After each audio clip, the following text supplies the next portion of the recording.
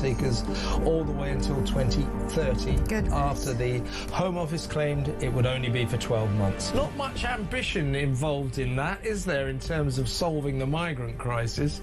Absolutely, and the way that the Labour government gaslit the public when the migrants were first moved in there, saying, you know, you guys are absolutely being mad. Crowborough is a quiet, leafy town in East Sussex. These people, you can see, have been pushed to their absolute limit. They're not the types that you usually see protesting about this sort of thing. But that town has been absolutely desecrated. You're ruining the country. Get Keir Starmer out. Look, England flag. You're useless. Labour parties are useless. I love our country. And one of the things about our country is good manners. Not very British. What Labour advisor thought she wasn't going to be heckled at a petrol station in Leeds? Do these politicians actually ever get out and understand what it's like for real working-class people? I thought it was British to exercise a right to free speech. That's what Keith Stalin told Trump. That's what White Van Man was exercising yesterday to Richard III. Oh, yes, I remember. We're not really allowed our right to free speech in case we criticise the government. You can't blame people so many decades away from you for the chaos that has been caused by Labour. This is cheap politics, isn't it, Syrian? Well, it's stupid politics. I mean, who raised national insurance on part-time workers? Labour. Who's been the stupid people that have wandered down the road and increased taxes on businesses and on individuals? Labour. A lot of people get very frustrated, especially when the government says, oh, free school meals, you know, for every kid, not just the kids who really need them, free bus passes, free this, free that. None of it's free. It's subsidised and paid for by the taxpayer. And we're in this constant situation where the government's answer to everything is tax us a bit more, take more of our money, and then give some more of it away generously. It's our sodding money they're giving away. Yeah, exactly. And it's either someone else's money today, another taxpayer, or even worse, it's the money from our future selves. And we keep making this mistake. Across the UK, on DAB+, on YouTube, on your mobile, and on your side. This is Talk.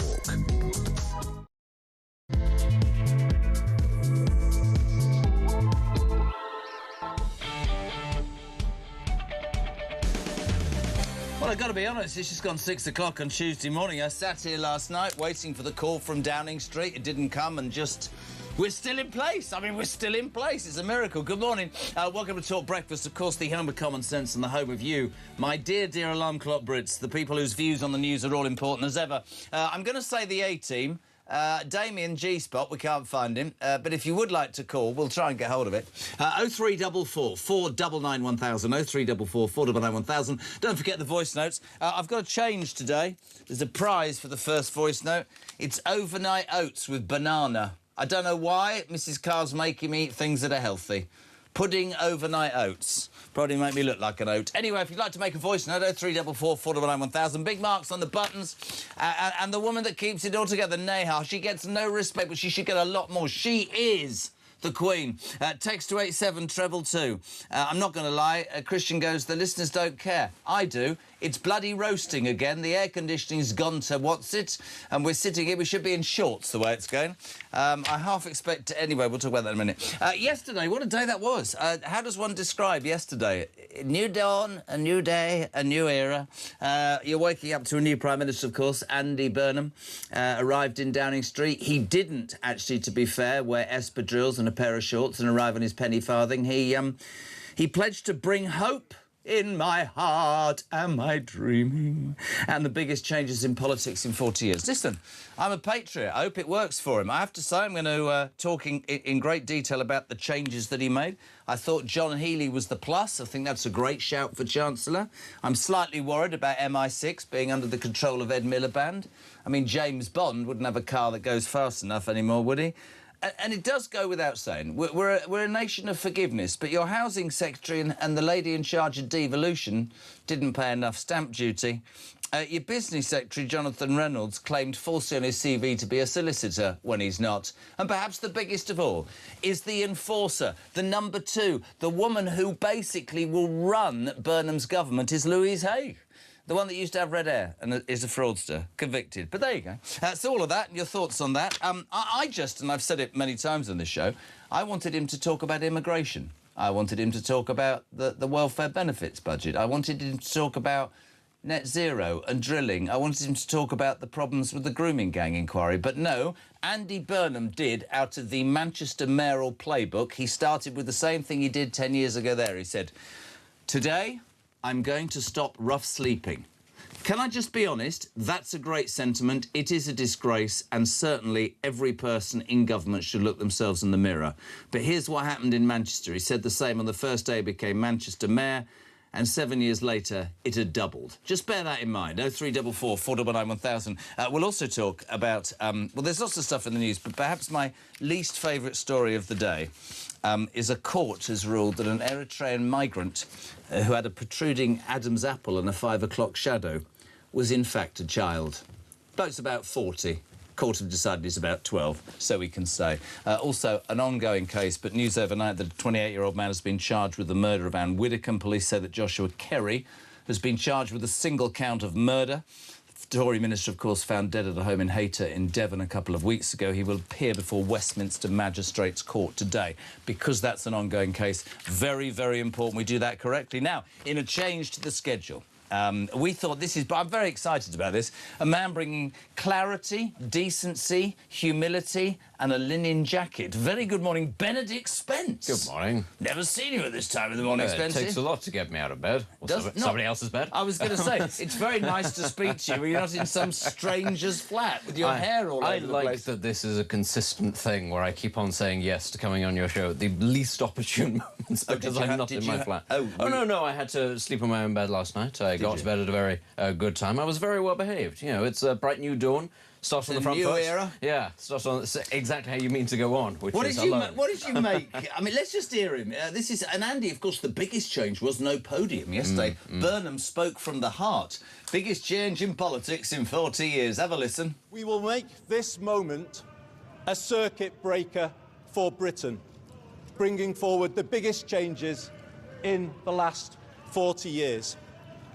A new political model and a new economic model. In the 1980s, Britain took some wrong turns. Political power was centralised, economic power privatised, large parts of the country deindustrialised, and they still haven't recovered.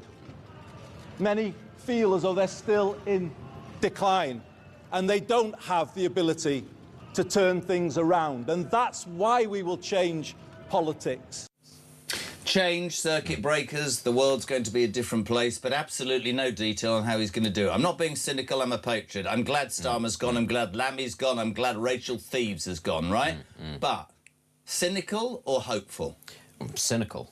I mean, you have to be at this point. There's no... He has given us absolutely nothing to suggest that anything will change. Listen, if you hear a Prime Minister talking about the difficulties that things like deindustrialisation have brought, that's a very positive thing because, you know, for years now, all we've been hearing in terms of industrial policy from Prime Ministers is basically a nod towards net zero. It's been an idea that actually industry is a bad thing because, I don't know, it makes the sun hotter or something.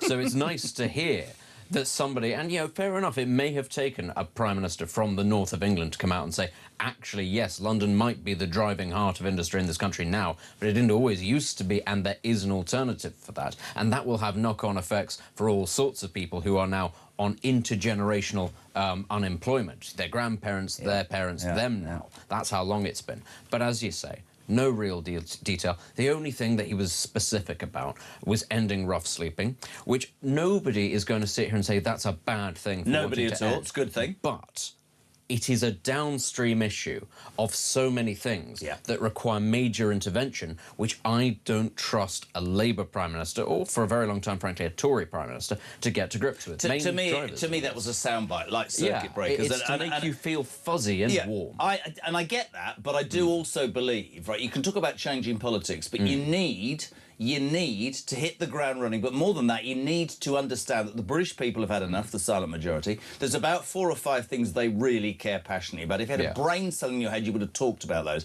Beth Rigby, who I love even more on a daily basis on Sky, she's fantastic. She then said to him, what many people are going to say, you ain't got a mandate, mate. Have a watch. This is good. You said on Friday in your speech as you accepted the Labour leadership that you want to deliver the biggest change in our politics in 40 years.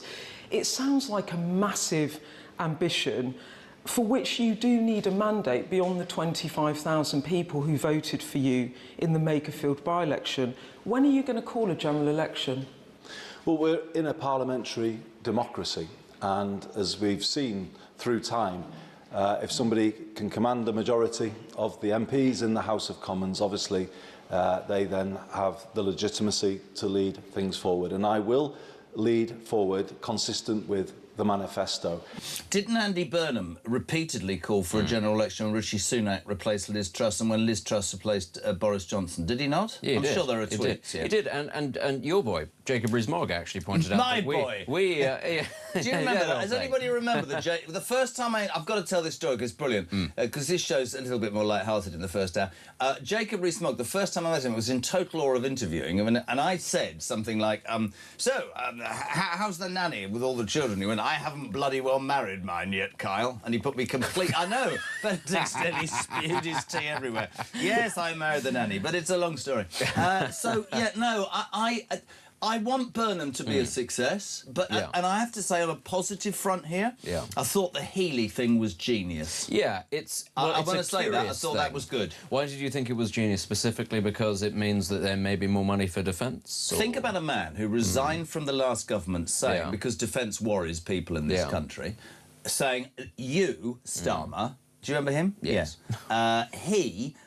You've promised this, you haven't fulfilled it. In my mind, that was the best thing that Burnham did yesterday, because what he is going to do is say, you wanted the money, you go and find it. I'm ticking that box. There's this on the screen, by the way.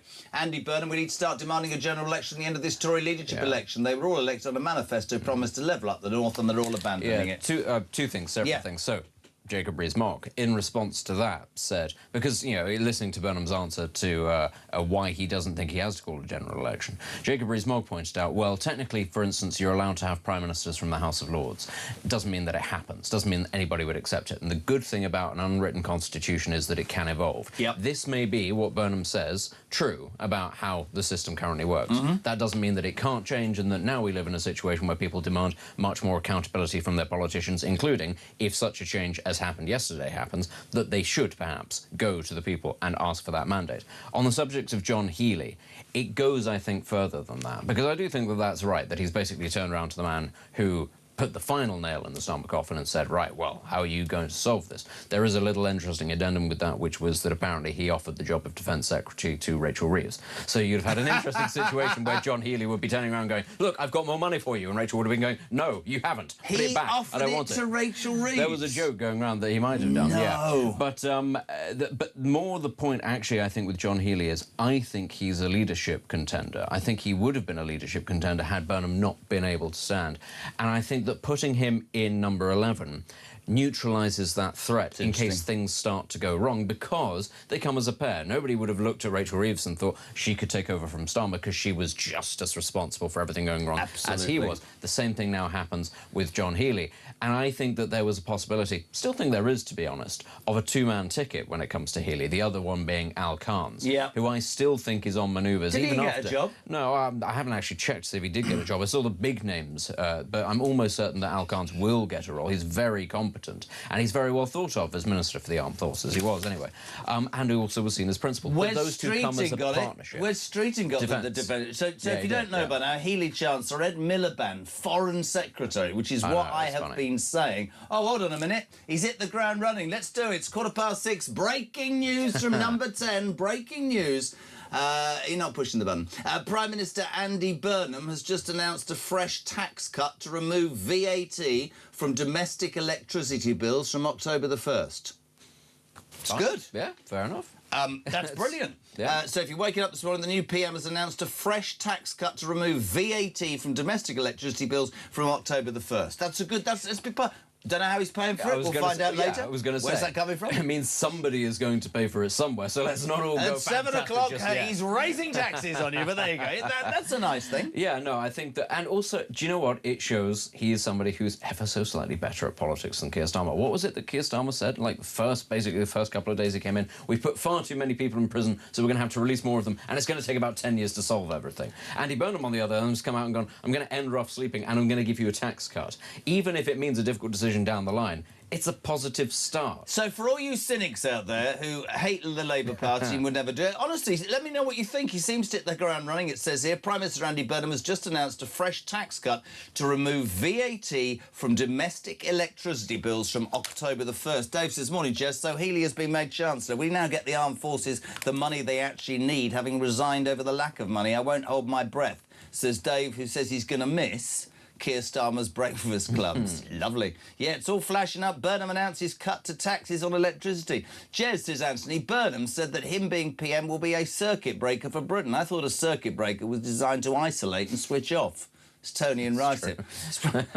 Yeah, great, well done. Guys in Scotland. Have you been to Scotland? Yes, I have, actually. Yeah, shooting on the Grace season. I literally have, yeah. I knew. He's as posh as David Mitchell. Burnham's circuit breaker for Britain. He'll take us back to the 70s, a more broken Britain and the total collapse. All talk, waffle, all spin, no policy. But already you can see that you're right, that he's better at doing politics than that one before. What was his name again? Yeah, anyway.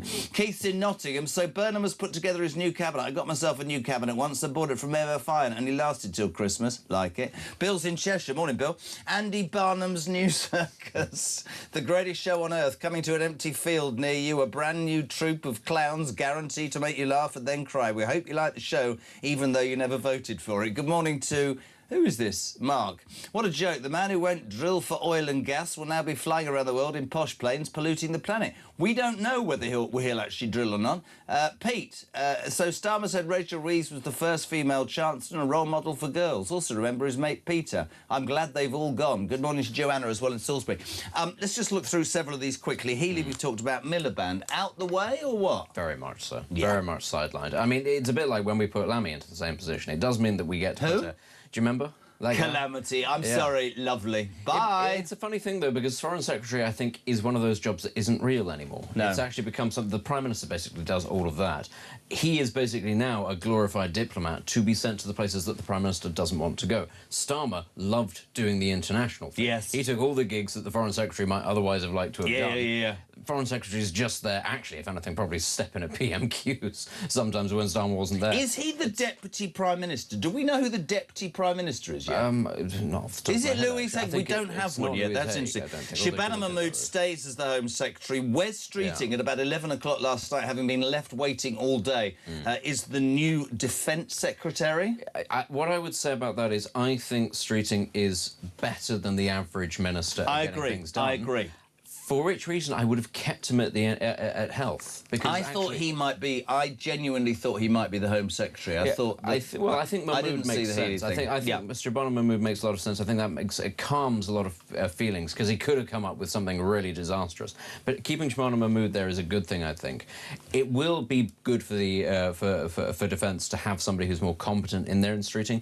But I did think relatively he was doing a good job with Health. It had become less of a sort of a frontline issue. Yeah. He was talking about, changing it up, frankly, modernising it, streamlining and he it. Was. Let's give Wes Streeting credit. Yeah. He was the first minister to show his hand against Starmer, whilst the rest of them were playing games, and I suspect that will have an impact, really, on where he was seen. Jeremy, morning. Peter in Malaysia. Oh, really rough sleeping. Yes, we all agree, but where will people go? Our illegal migrants are going to get most upset if the homeless start nicking their £250,000 homes. That's absolutely true, see? A significant part of the rough sleeping issue is, in fact, illegal migrants. I mean, that's part of the problem. Yeah, there was a great big tented... Really? There was a great big tented encampment on... but you don't hear about a rough sleeping Brit who's fallen on hard times being given a £250,000 grand house, do yeah, you? but this is a very different kind. We're not talking about people who say that they come from Somalia or whatever and that they're fleeing war. What I'm actually talking about here is people who come specifically to commit crime. These were people who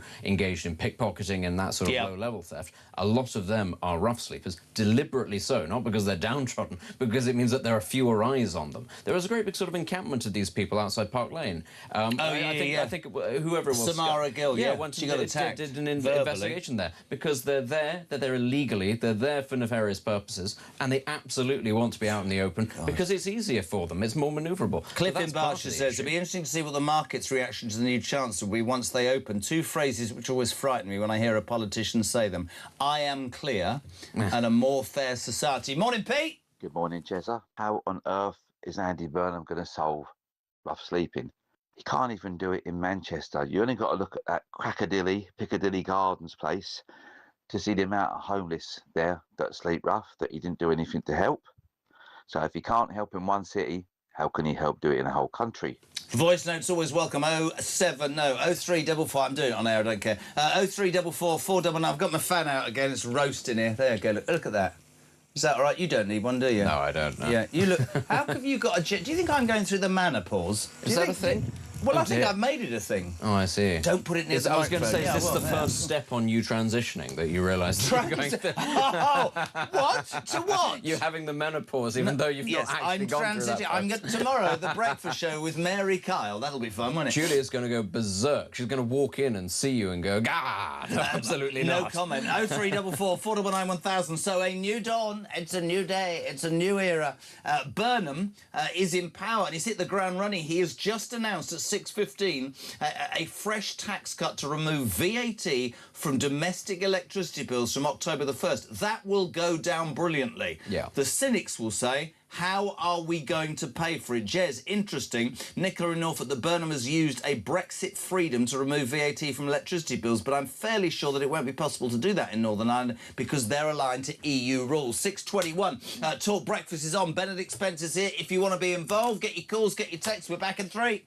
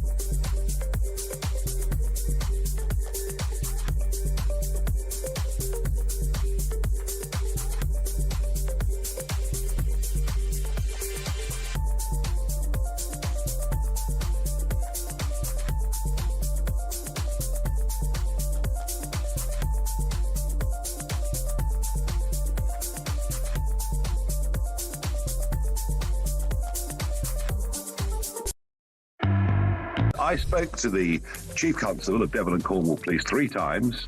I spoke to the Prime Minister as well, and those calls took place over Friday and Saturday, and they both told me it's a burglary that's gone wrong. I said, no, it is not.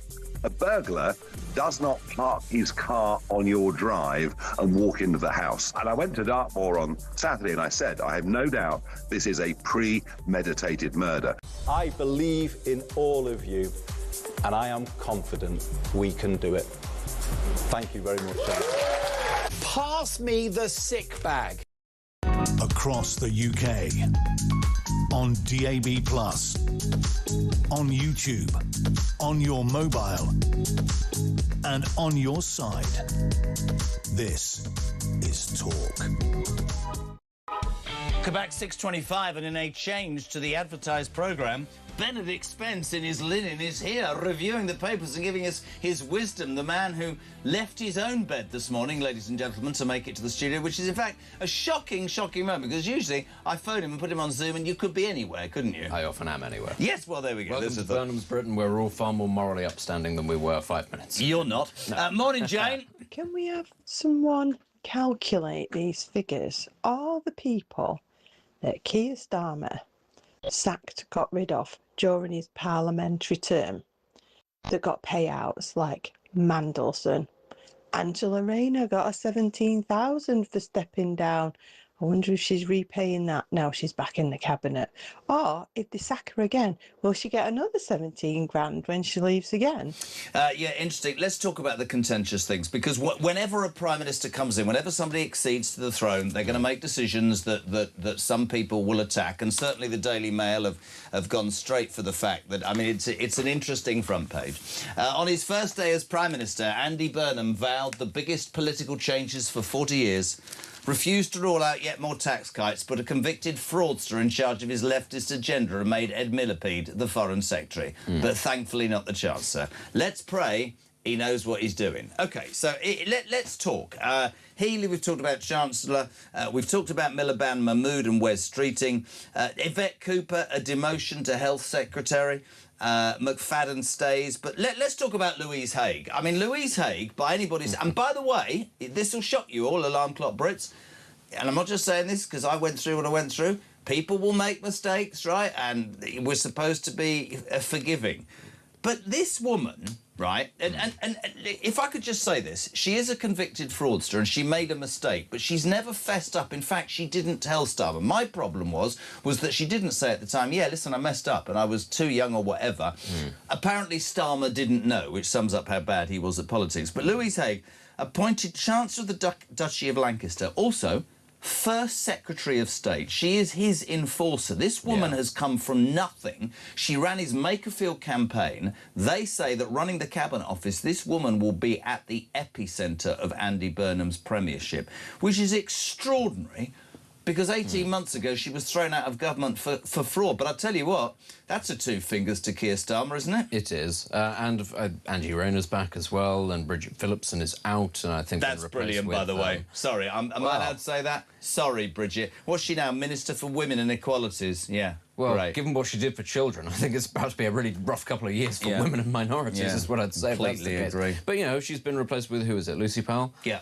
I don't think that's necessarily an improvement. You've just got anything one sort of... you know, I will keep saying all day on this programme, I will salute Andy Burnham for getting rid of Rachel Reeves, David Lammy, demoting Bridget Phillipson. I really will. I do think Phillipson was the worst one by some distance. So even though I don't have high opinion of Lucy Powell, it is still a positive move that Bridget Phillipson isn't able to smash quite as many children's futures. So let's look on the bright side there. But when it comes to the question of Louise Haigh, yeah, as you say, it's...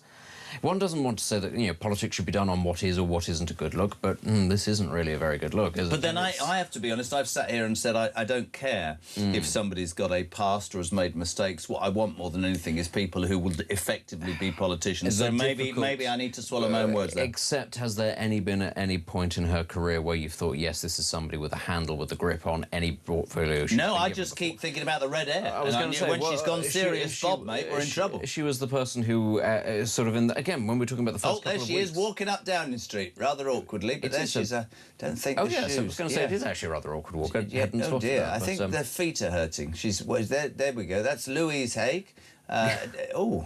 She looks... Maybe she's... Not that one should comment on someone's gait, but that does look slightly uncomfortable. I think somebody needs to give her a pair of trainers. I'm not one for people wearing trainers in politics, but she looks like she's in pain. She does look like she's in pain. Pigeon-toed as she walks into 10 Downing. But listen, she's now a very, very important person. Yeah, maybe we shouldn't be so mean about her. She's clearly suffering. She's clearly suffering. I mean, they could have given her a pair of shoes that didn't hurt her feet. But don't you remember, again, first couple of weeks of the Starmer administration, she claimed that she'd managed to solve, what was it, the strike threats by the... Was it the RMT? It was the rail union? I can't remember. He said, but don't worry, we've come to an agreement. And then straight off the bat, the unions went, no, we haven't. We're going to go on strike again. We want even more money. Let's remember the worst thing that she did. Do you remember the P&O ferry situation? Oh, yes. She basically said the P&O are a dreadful company, don't go on them, which put in jeopardy £1 billion investment, and she had to be rebuked about 3 days into her new job by Starmer. Good Lord. I mean, when you've got that many sort of black marks against you that I'm just forgetting which ones were particularly bad in favour of the most recent one, that's not a great sign. They're all on it already. Andy Burnham hitting the ground running. Prime Minister AB has announced a fresh tax cut to remove VAT from domestic electricity bills from October the 1st. Tony goes, let me get this straight, Jez. 5% off 800 quid is £400, not the 300 quid promised by Starmer and Miliband. £40. What did I say? I was going to say. 5% of 800 is 40 quid, not the 300 promised by Starmer. Is it 5% VAT on electricity bills, is it? I thought VAT was 20%. Somebody help me out. How much is Burnham's announcement going to save the average household? He has announced a fresh tax cut to remove VAT from domestic electricity bills in October. Morning, Ian. How are you? Good morning. So, Andy Burnham wants to deal with the rough sleepers. Good. He could start with the illegal migrants sleeping rough in the London streets, the likes of whom insulted Samara Gill and her camera person. Now, they would be an ideal target for the Prime Minister if he has the gonadic fortitude to deal with them. The gonadic, what did he say? Gonadic fortitude. The balls. We're very basic on the breakfast show. 6:30. Jeremy, at least Burnham did us a favour by getting rid of Brainbox, Lammy and Rachel from accounts, says Roger. Said it at the top of the show. Interestingly, Rachel Reeves' sister got promoted, didn't she?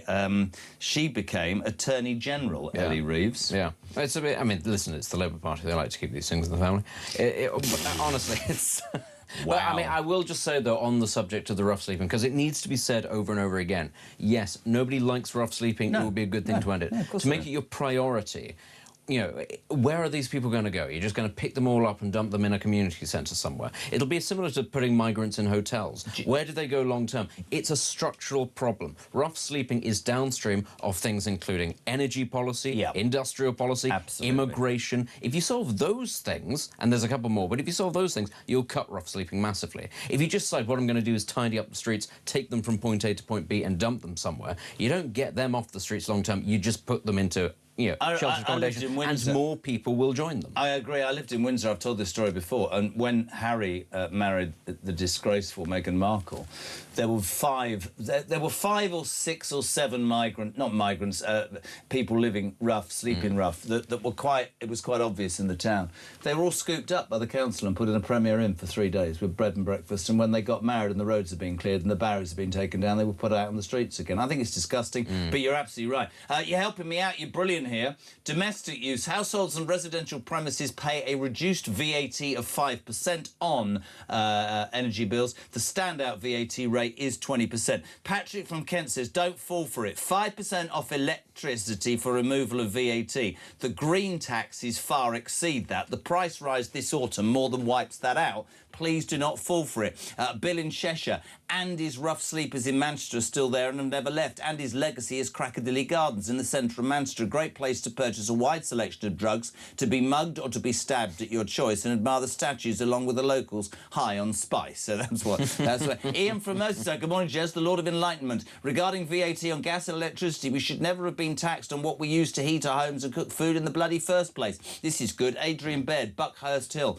The tax cut on domestic energy removes the lower 5% rate of VAT and amounts to 4.7% as a cut in bills. But, and this is the but, we must remember that this month the cap went up by 13%, so the energy bills will still rise this autumn. It's a complete sham. Well, I did say it was going to be paid somehow. It wasn't going to be So we're actually paying for it ourselves. So that wasn't such an So it's simply a slightly smaller increase is what actually we're getting here. But as we said straight off the top, it's framed as a tax cut. And he's better. Let's just be honest with you. At 6:15 in the morning, or 6:30, he made that announcement at 6:15. He said, I'm announcing a fresh tax cut to remove VAT from domestic fantastic electricity bills. Now, we're explaining it on this show, Joanna from Salisbury, not megabucks, about 75 quid a year, but our bills have just gone up 13%. So it's just moving money around, but the messaging already better under Burnham than Starmer. It is all about trying to appear positive. Now, what I would say is, if it goes on for too long, people notice these things. Cool, well, I'm going to tell them every day. Well, exactly. I mean, the average person who isn't sort of clued into what's going on in politics all the time, they may hear the headline figure and go, oh, a tax cut. Yeah. But in the course of the next 6 months to a year, if the bills keep on going up, they'll notice that, and then they will go, hang on, what's going on? So you can only do this for so long before you have to address the more pressing structural issues. That's going to be the crux of whether or not Burnham survives long term. I still don't think, you asked me, am I being cynical about this at the top? Yes, I am cynical about his prospects. Doesn't matter how good at messaging he is. I think he will be a very short-lived Prime Minister. Do you? He'll last longer than Liz Truss, because Liz Truss was particularly uniquely bad in the circumstances that she was parachuted into. But in terms of what he can achieve, do I think he's significantly better than her? Frankly, no. And I do think that he's inherited a bad situation that he is ill-suited for. He's better at messaging these things. Does he have the will to fundamentally change lots of the areas that the country needs to be changed? No, he doesn't. Does anybody in his team, like, for instance, Louise Hay, see the things that we see? No, absolutely not. So this is still going to end in tears. I don't think he'll last to the next general election. Do you not? There's a possibility that he tries to call an early one. I said at the start, he should call an early one whilst his popularity is up. If he puts out lots of these sorts of policies and he's saying tax cuts here, there and everywhere and ending rough sleeping, and you see a bit more of a poll bounce, he might still be tempted to. I think that that's his best shot, though, because otherwise he's going to lose in a couple of years' time. It's going to be treading in the mud. Have we done, Ian? Have we done that one? Oh, it's still on the screen. 0344 499 1000. You lot have sussed this out. Nick in Loughborough, he has merely cut 5%. That's all it is from our Lecky. Or has he included gas? And if not gas, why not? I don't know. Is it true? Is it gas, electricity, or just electricity? It's just electricity. Morning, Jez. Streeting shouldn't be anywhere near a cabinet position. He's misled us about falling waiting lists. GP referrals are held up by 6 months before being accepted by hospitals. So you wait 6 months before actually being placed on the official wait list. Great show as always, says she. Brilliant, isn't it, Jezza? They criticise Reform for taking money from someone convicted of fraud, and the Prime Minister's just made somebody convicted of fraud a cabinet minister, says Mick in Pinner. I think that's quite good. Jez, we all have a raft of good news stories like VAT and electricity bills from Burnham over the next few weeks, but where's the general election, says Jason in Worthing. That will start as well. Mick, good morning. Morning, JK. It's Mick in not-so-sunny Staffordshire. Mate, it's strange, isn't it? Loads of protesters used to say, when the king became the king, not my king, and I used to think, that is outrageous. I find myself thinking now, not my Prime Minister, when I saw Starmer. Now I've seen Burnham, not my Prime Minister. And then I listen to the king and I think, not my king. What is going on? Why do we think like this now? Have they become so detached that they no longer represent us?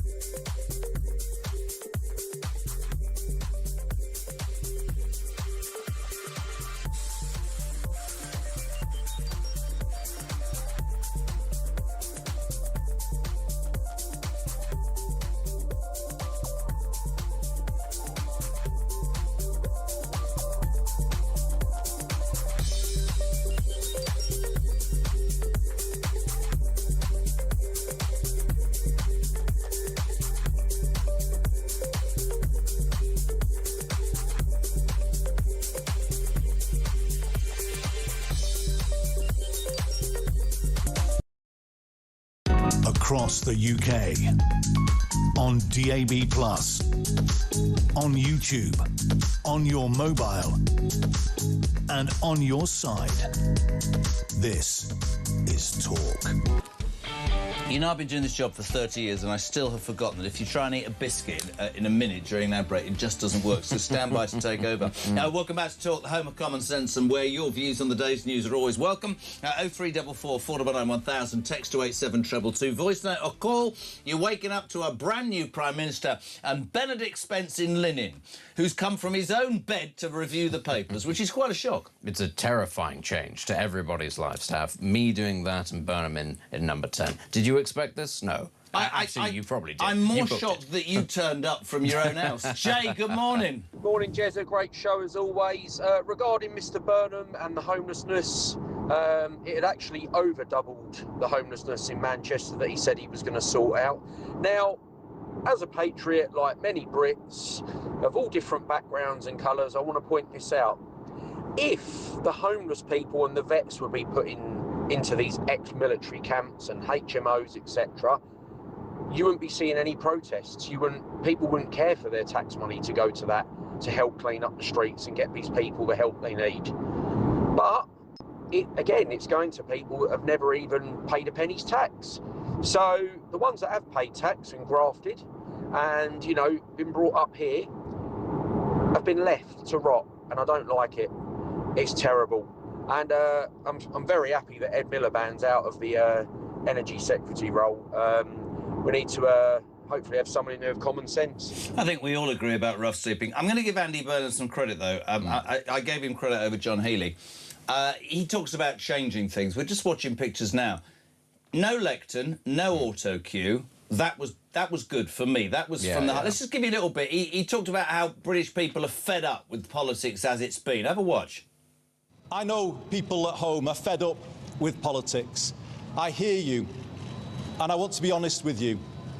We have not been good enough, and we need to be better. We will be. I mean, I thought the fact that he did it like that off the hoof was impressive, and I think we have to be honest with those things. Oh, honestly, the inability of so many politicians now to speak off, you know, from the heart, to be able to even memorise their own speeches, how they read off notes in the House of Commons, it's incredibly demoralising, because actually you ought to be able to be good at this sort of thing. He is good at that. And actually, do you know what I'm also going to say? Having met Andy Burnham a few times, I do believe, unlike Keir Starmer, who I'm not sure actually was a fundamentally nice person, I do genuinely believe that Burnham's heart's in the right place. Yep. I think that he wants the best. I simply think that he's very out of his depth in terms of how he can make this happen. Whereas the odd thing was... But we don't know that, to be fair to him. We don't know that until actually we give him some time. His record in Greater Manchester is not brilliant. No. Actually, his record when he was in government before, because, you know, I know he likes to pretend that he's never been an MP before and that he's, you know, this outsider. He was for 17 years. He was for a very long time, and actually his record was not brilliant then. But you have to give the guy a chance. Yes, yeah, as I you agree. say, it's people who want this country to improve. You have to root for the guy in number 10, at the very least until he starts giving you reasons not to. It was and very as you interesting say, for me. There's no Bridget Phillipson, there's no David Lammy. You know, they've gone. I think that's absolutely right. But we will have our cynical thoughts. We have to hope, as patriots, that it works. There's one thing that Christian pointed out, which I think is very, very honest. I mean, you know, people will criticise that, you know, we've got it wrong. He did not stand there and blame the Tories. Yeah, that's true. He actually said that all of politics has got it wrong for 40 years now. That could be seen as vacuous or empty or just a soundbite. Yeah. But that's the first time... If I had heard Starmer talk about that bloody black hole and this and that and the other, that I thought was reasonably impressive. Well, I mean, you said that he was an MP however long ago. Whose government was he in? I mean, you know, if that's the thing, if he just sat there and blamed the Tories for the first time in a very long time, absolutely. the Tories could have turned around and gone, hang on, which Prime Minister was it that you served under again? Let's not forget, he actually stood against Jeremy Corbyn and lost. Yeah. This was an unelected, a coup. But listen, he is the Prime Minister. His changes have happened. 0344 499 1000. Loads of voice notes. Lee, good morning. Morning, Jezza. Lee from Scarborough, in his van, off to work, veteran. Listening to all this morning and yesterday. People blowing smoke up Burnham's arse. Words, mate. Words. Tax cut on fuel, electricity. Yeah, I'm off to work to pay for that, mate, today, because that's where it's coming from. It's coming from me. And you. And every other bloke that's go in his van and gone to work this morning. Mate, they're just words. It's going to be worse than before. I'm going to tell you, Jezza, mark my words. Everybody's saying, yeah, Burnham's a this, that and other. He's not. He's a wolf in sheep's clothing, mate, in my opinion. But we'll wait and see, fella. Give him till Christmas anyway. Great show, Jezza. Bye. Is Lee in a small aircraft somewhere over Dover? I don't know. What's it? It didn't sound like it's kind the of eye in the interesting. sky on breakfast. Let's go to leave. Just with the accent as well, it reminded me of Bob Paisley. Whenever he would win the title, and they'd ask, "What are your plans for next year?" and he'd go, "Well, I've won, so it might get me a job till Christmas." Can I move away from politics? And your timing is impeccable. Front and sun today. After the debacle of the World Cup, Kevin Keegan sadly passing yesterday at the age of 75. A tune icon, and Alan Shearer I know actually really well, just said my hero, my manager and my friend.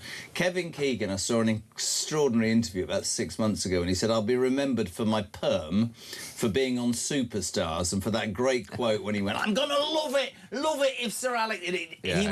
He was massively impressive, King Kev, and a sad loss yesterday. When he signed for Liverpool, he tells a story about how he went to Anfield and he was early, so he ended up sitting on a dustbin outside, kicking his heels, waiting for Shankly to come along. Do you see how posh he is? Do you know what you just said? Dustbin. Oh dear. Dustbin. That is what Is that the refuse Once upon a collection? time, that's what people called them. I know, back in the day. You can't call that now. It'd be disrespectful. It would be. But Kevin Keegan, you're a Liverpool fan. Yeah. He was one of the best. Do you know what? It's incredible that a man who won 2 Ballon d'Ors can be underrated.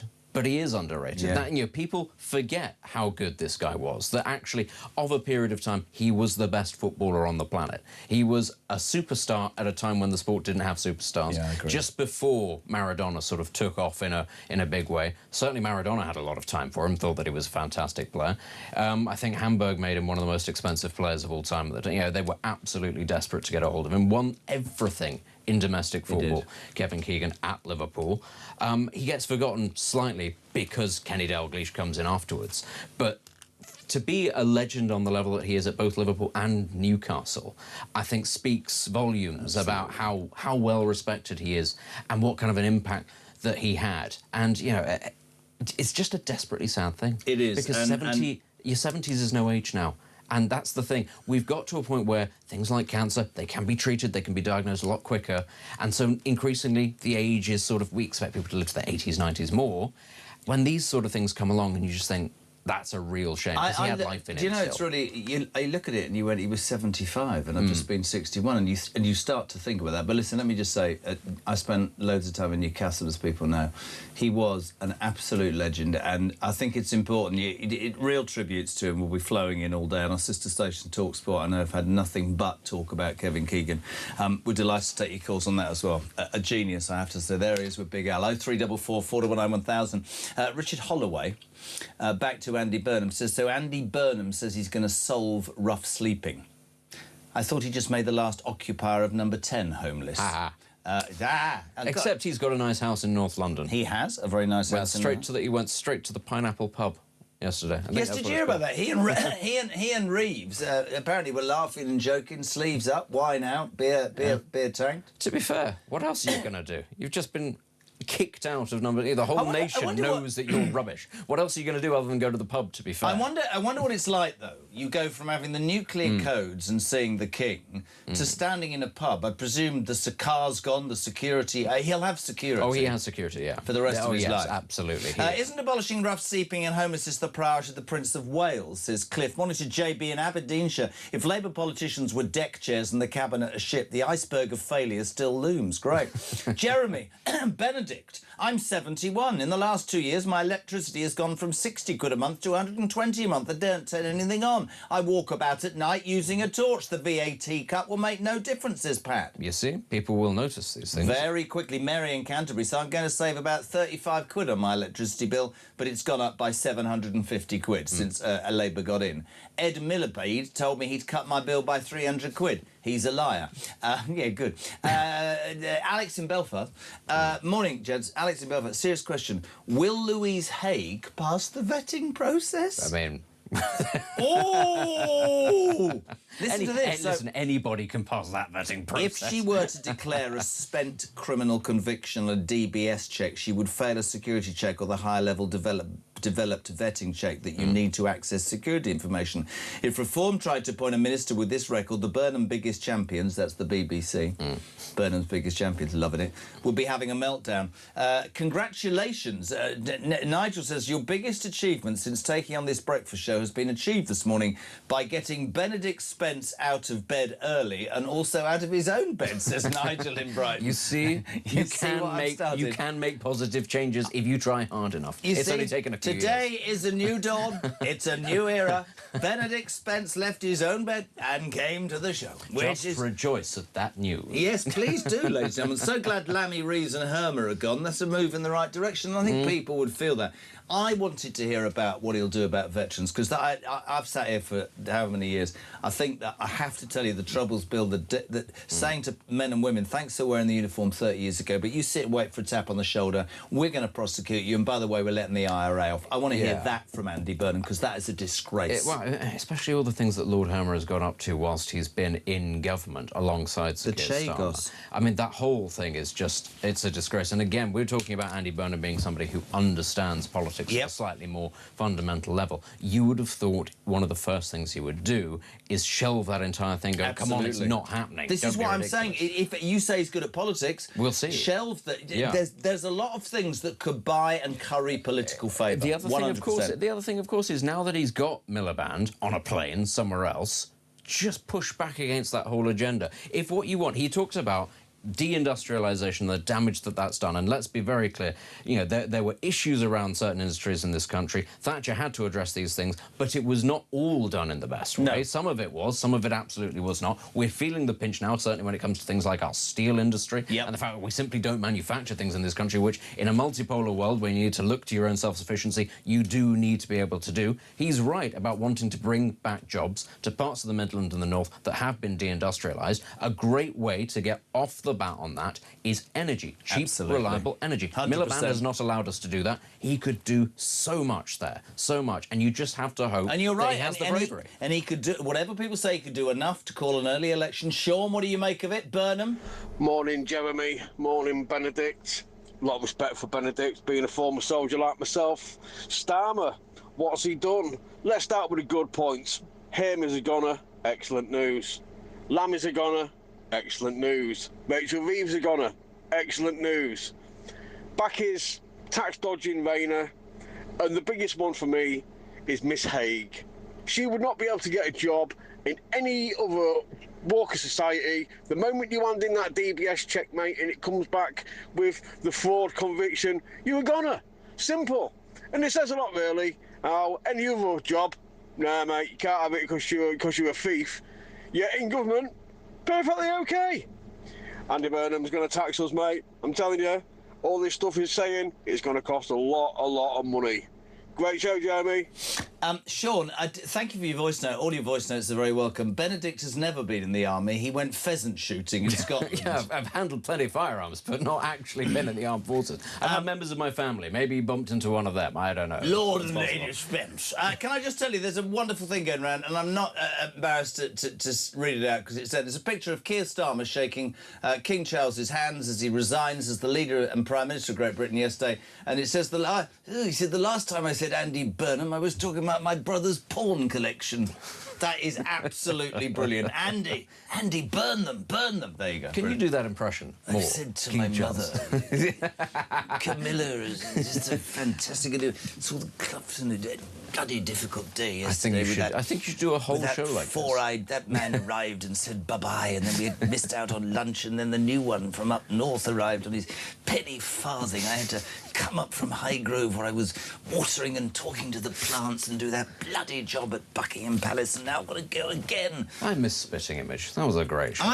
Listen, thanks. It's not a bad impression, though, is it? It's not bad, yeah. There we go. Great. Try and do Prince Philip. It's just that, but slightly more irate. I loved him. My dad nearly worked for him. I'm sorry, Prince Philip was just a narking. Prince Philip reminds me of Damon, who works on this show. Just, you know, there's a line straight through it. I mean, literally, he makes me feel reticent. I was going to say Prince Philip would literally drive a coach and horses through it. Oh, well, no, yes, that's very, very good. I shall remember the one and only Kevin Keegan through his advert with Henry Cooper for Brute aftershave. Absolutely. That smell will never leave my nostrils. He was a player well ahead of his time. Trevor in Harrow. I think that's absolutely right. The sad news, of course, that Kevin Keegan, legend, sadly passing last night after a short bout of cancer, and many people wanting to commend him and what he did. Jackie says, I wouldn't trust Burnham one bit. Anyone that could manoeuvre his way into number 10 the way he did must be incredibly devious. He will have a bounce, destroy Farage and call a snap election. Julian says, good morning, Jez and Ben. You're not a Ben, are you? I don't think so. No. Most people just instinctively say Benedict. Well, I mean, you're a Benedict. You're neither a Ben nor a Dict. You are a Benedict. Yes. Why are you looking at me like? Do you see? Honestly. Sometimes I'm a Dominic as well. Yeah, sometimes. I don't want to know about what you do. No. How can a so-called intelligent government expect to achieve anything whilst we're being flooded still daily with illegal migrants? Excuse me, literally everything will continue to get worse whilst we are all, except for work-shy freeloaders, getting poorer and losing identity and country. That's what you said. You've got to start with that point, right? Yeah, you can't keep avoiding this issue, especially around illegal migration. But we've got to the point now where it's not just illegal migration. People are fed up about legal migration because they look at the rules and they go, OK, thanks for telling me that it's legal. I don't think that this particular thing should be legal, because there are that many people using the system to financially better themselves who have no interest in becoming Britain. They use the system to bring great swathes of their family over. That's not a fair system. And, you know, we all know about what happened with Boris Johnson and his massive influx of people into the country to deal with social care and how much they're going to end up costing us long term. Absolutely. It's not good enough to say, oh, but we must be kind, we can't possibly be mean to these people. We cannot afford it. I completely agree, and I want to do this story because it is so completely obviously what happens, and it will send my lot through the roof. A court has yesterday ruled that an Eritrean migrant who had a protruding Adam's apple and a 5 o'clock shadow was indeed a child. The man, who has not been named, changed his date of birth 5 times and was stopped from entering Britain on several occasions, but he eventually smuggled himself into the country in the back of a lorry in February 24. He was assessed by officials to be an adult based on his inconsistent dates of birth and his protruding Adam's apple, wrinkles under his eyes and a 5 o'clock shadow were dismissed. This would mean the Eritrean national was not entitled to statutory benefits. However, an immigration hearing, the judge ruled the man was 16 when he arrived. Ready for this, peeps? The Home Office have been ordered to pay the migrant, now 19, 10 grand in costs because he's been so horrible to him legally. I give up. I give up. You look at the stats on how many people come into this country illegally and claim to magically be 16 or under. There's a huge spike compared to any other age demographic because they know they've been coached. Just say you're this age, throw away your documents, don't throw away your mobile phone, but throw away your documents. And you just magically don't have anything to prove who you are. But, you know, whoever it is that smuggled you over, they can get in touch with you straight away. You can talk to people back home. How convenient that that's the thing you've lost. Are your documents saying who you are, how old you are, and not, in fact, the mobile phone, which you would have thought more sort of thing that you'd be likely to lose in your hand or somebody would steal. It's such a miracle that all of them managed to do this. I couldn't agree more. It's almost 7. We're going to get to the news. That you are going to earn your money and you're going to stay for another 15 minutes. Dan, good morning. Morning, JK. It's Dan from Kent. Let's take a little step back here. We've got John Healey as the new Chancellor. So he's going to have to put defence spending up to at least 3%, otherwise he's going to look a total fall. Burnham said he's going to end rough sleeping, and now they've just announced a cut on VAT on domestic energy bills. So my question is, where's the money coming from, Andy? That's the question that needs answering. Great show. Can I just say, give me a break, Jeremy? Burnham speaking without notes. He spoke for 8 bleeding minutes about the kind of nonsense he's been spouting for 30 years. My 13-year-old daughter recently did a 20-minute monologue after 2 days of practice. To be fair, it was off the cuff. It was in front of a large group of the world's media. It was better than what we've had before. I think you have to just look at this and say, actually, yes, he didn't give us a great deal of detail. He didn't give us any bar's been so low, though, hasn't it? But do you know what? I leave the country in a better state than I found it. But if this is the standard and he keeps on doing this, then that's a positive thing. And, you know, as much as I want to be cynical. I yearn to be cynical because I am a fundamentally cynical person. You are. I also have to try to look for the positives. Well, we are all patriots who want it to work. So don't forget Andy Burnham this morning at 6:15 announcing a fresh tax cut to remove VAT from domestic electricity bills. It sounds great from October the 1st, but 5% on 800 quid is £35, and it's going up by 13% anyway, which is 125 quid. So it is politics. It's almost 7. Benedict and I are back after the news at 7, which is next.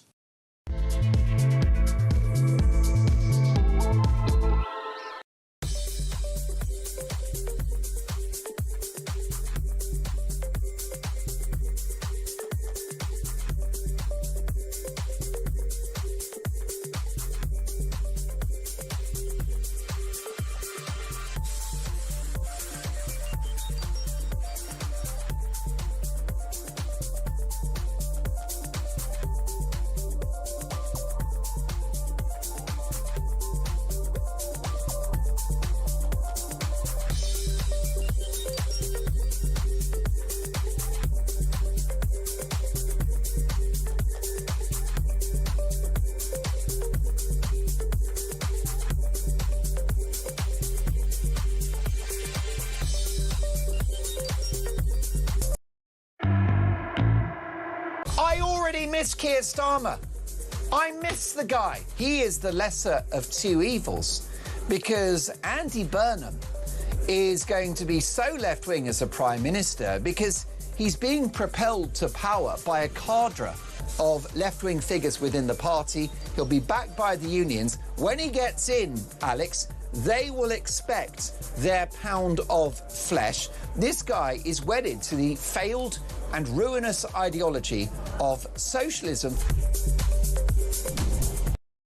Across the UK, on DAB+, on YouTube, on your mobile, and on your side. This is Talk.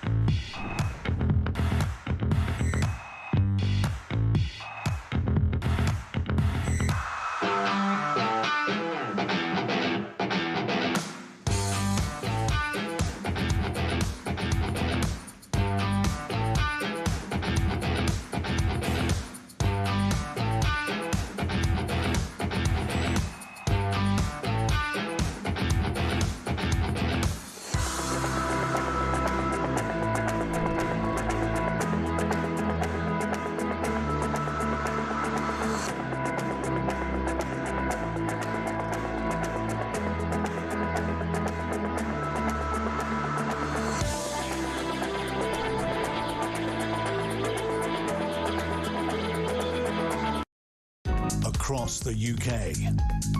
On DAB+, on YouTube, on your mobile, and on your side. This is Talk.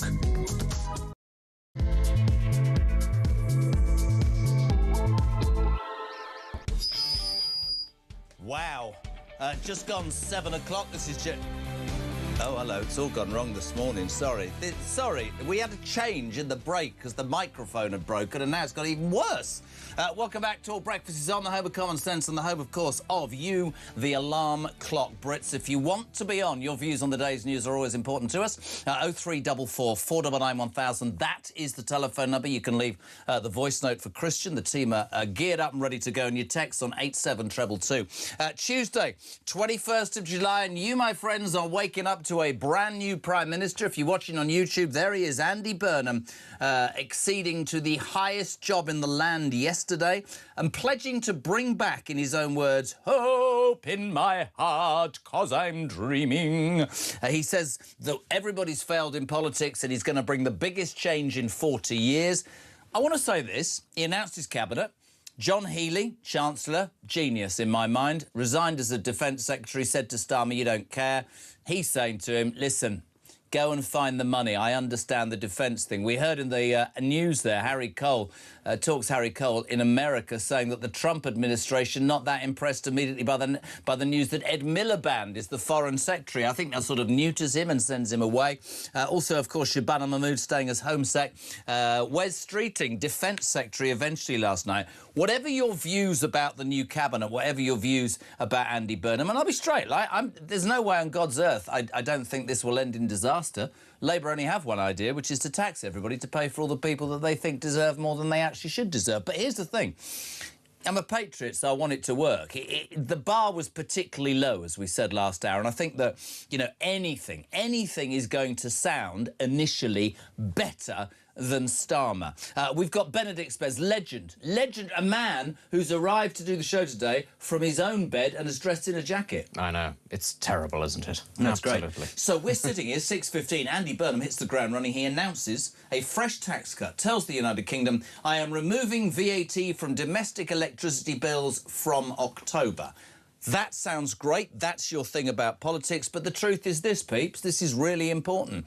Your bill is £800. VAT on domestic electricity bills is 5%. That is 40 quid. Now, that's good, but your bill's going up 13% by the end of the year anyway, which is another 125 quid. Yeah. So it's politics, but people need to know the truth. It is politics. People need to know the truth. But what I suspect you're going to see now is, over the course of the next week, a blitz of small policies like that just give a positive impression. The major issue that Starmer had right at the start was, for his sins, he tried to be honest. And he said it's going to be difficult, it's going to take a really long time, and by the way, I'm going to be releasing lots of people from prison. Yes. And that set the tone, and it went awfully badly wrong straight in the back. You have to give yourself a chance, at least, for people to feel a little bit more optimistic. Is he buying breathing space? Because he talked, didn't he? He said, later in the year, I'll talk about my 10-year plan. Because I read as well that his team fully expected Starmer to sit around for 3 months. And Starmer just gave him the two fingers and said, I'm off. To which, actually, I respect Starmer. Yeah, I agree. He was defenestrated like that. He's right to be annoyed that people were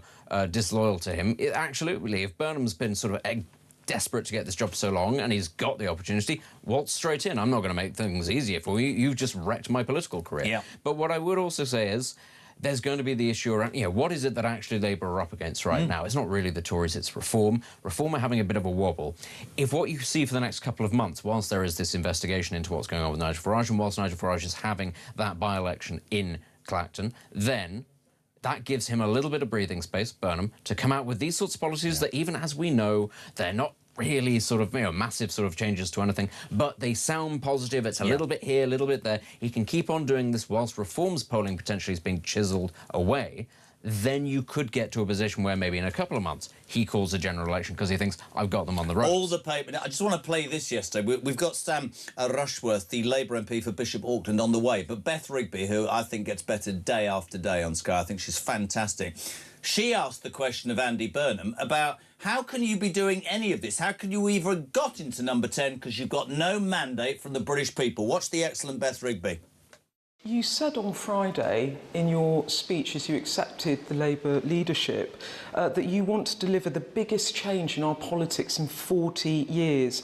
It sounds like a massive ambition for which you do need a mandate beyond the 25,000 people who voted for you in the Makerfield by-election. When are you going to call a general election? Well, we're in a parliamentary democracy, and as we've seen through time, if somebody can command a majority of the MPs in the House of Commons, obviously they then have the legitimacy to lead things forward. And I will lead forward consistent with the manifesto. Sorry about that, we're having a few technical gremlins, but here's the thing.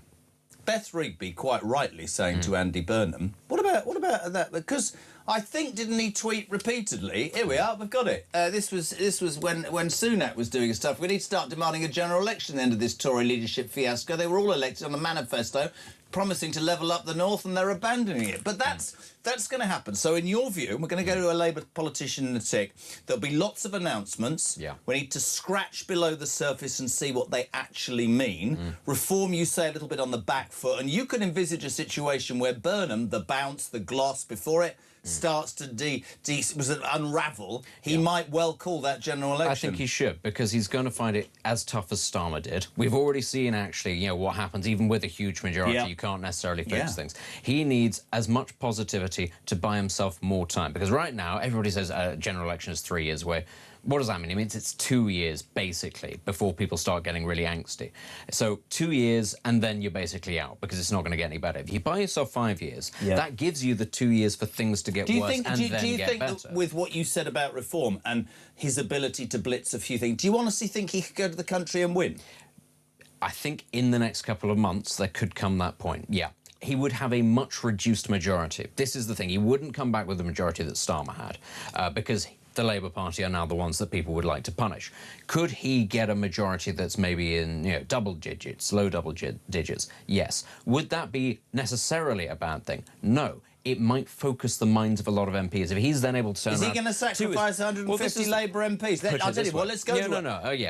Let's go to a Labour MP. It's a very good morning. And I do, you know, some people will go... I mean, I've just had a text. Giving Burnham credit for his presentation and communication means that you've already fallen for it, says David South Gloucester. Not at all, mate. But if I'm going to have a debate, I want to hear both sides of the argument. I am the most cynical man in the world. I am fed up with our political class, genuinely. Sam Rushworth is the Labour MP for Bishop Auckland. Sam, thank you for... No lights on. It's gone wrong already. The electricity, it's all Burnham's fault, mate. I'm joking. How are you? Hi. Good morning.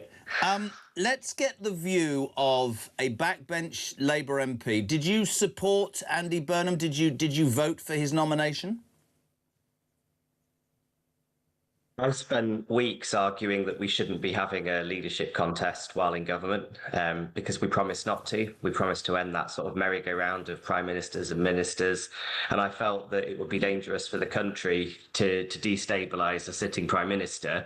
I'm pleased that if we were going to have it, that we've been able to have a sort of bloodless transition to Andy Burnham, and so I did give him my nomination in the end, only after Keir Starmer said he would resign, because I felt that now the consistent thing for me is to continue that argument that the Labour Party needs to be united and we need to have a stable government. And so I think it's in the national interest that I play my part in that, even if it means sort of swallowing my pride a bit and sucking it up. Let me ask you some direct questions, and let me make the point that we're very grateful. Benedict Spence is here as well. You saw Beth Rigby interviewing Andy Burnham. I know the Tories did it. My position on this has been very clear for 3 years. I believe if you change party as an MP, you have to call a by-election. I believe that no Prime Minister should be able to accede to the highest job without a mandate. He has no mandate. And interestingly, you saw it, he called for the exact same that we believe many people will start to be calling for a general election. He did that when the Tories were in power. Benedict said, I think he might well get a bounce and might go to the country. What are your views? What does the backbench Parliamentary Labour Party think of this last 24 hours? I mean, and I respect your view on that. Obviously, the Constitution says something different, right? For hundreds of years, we've been a parliamentary democracy.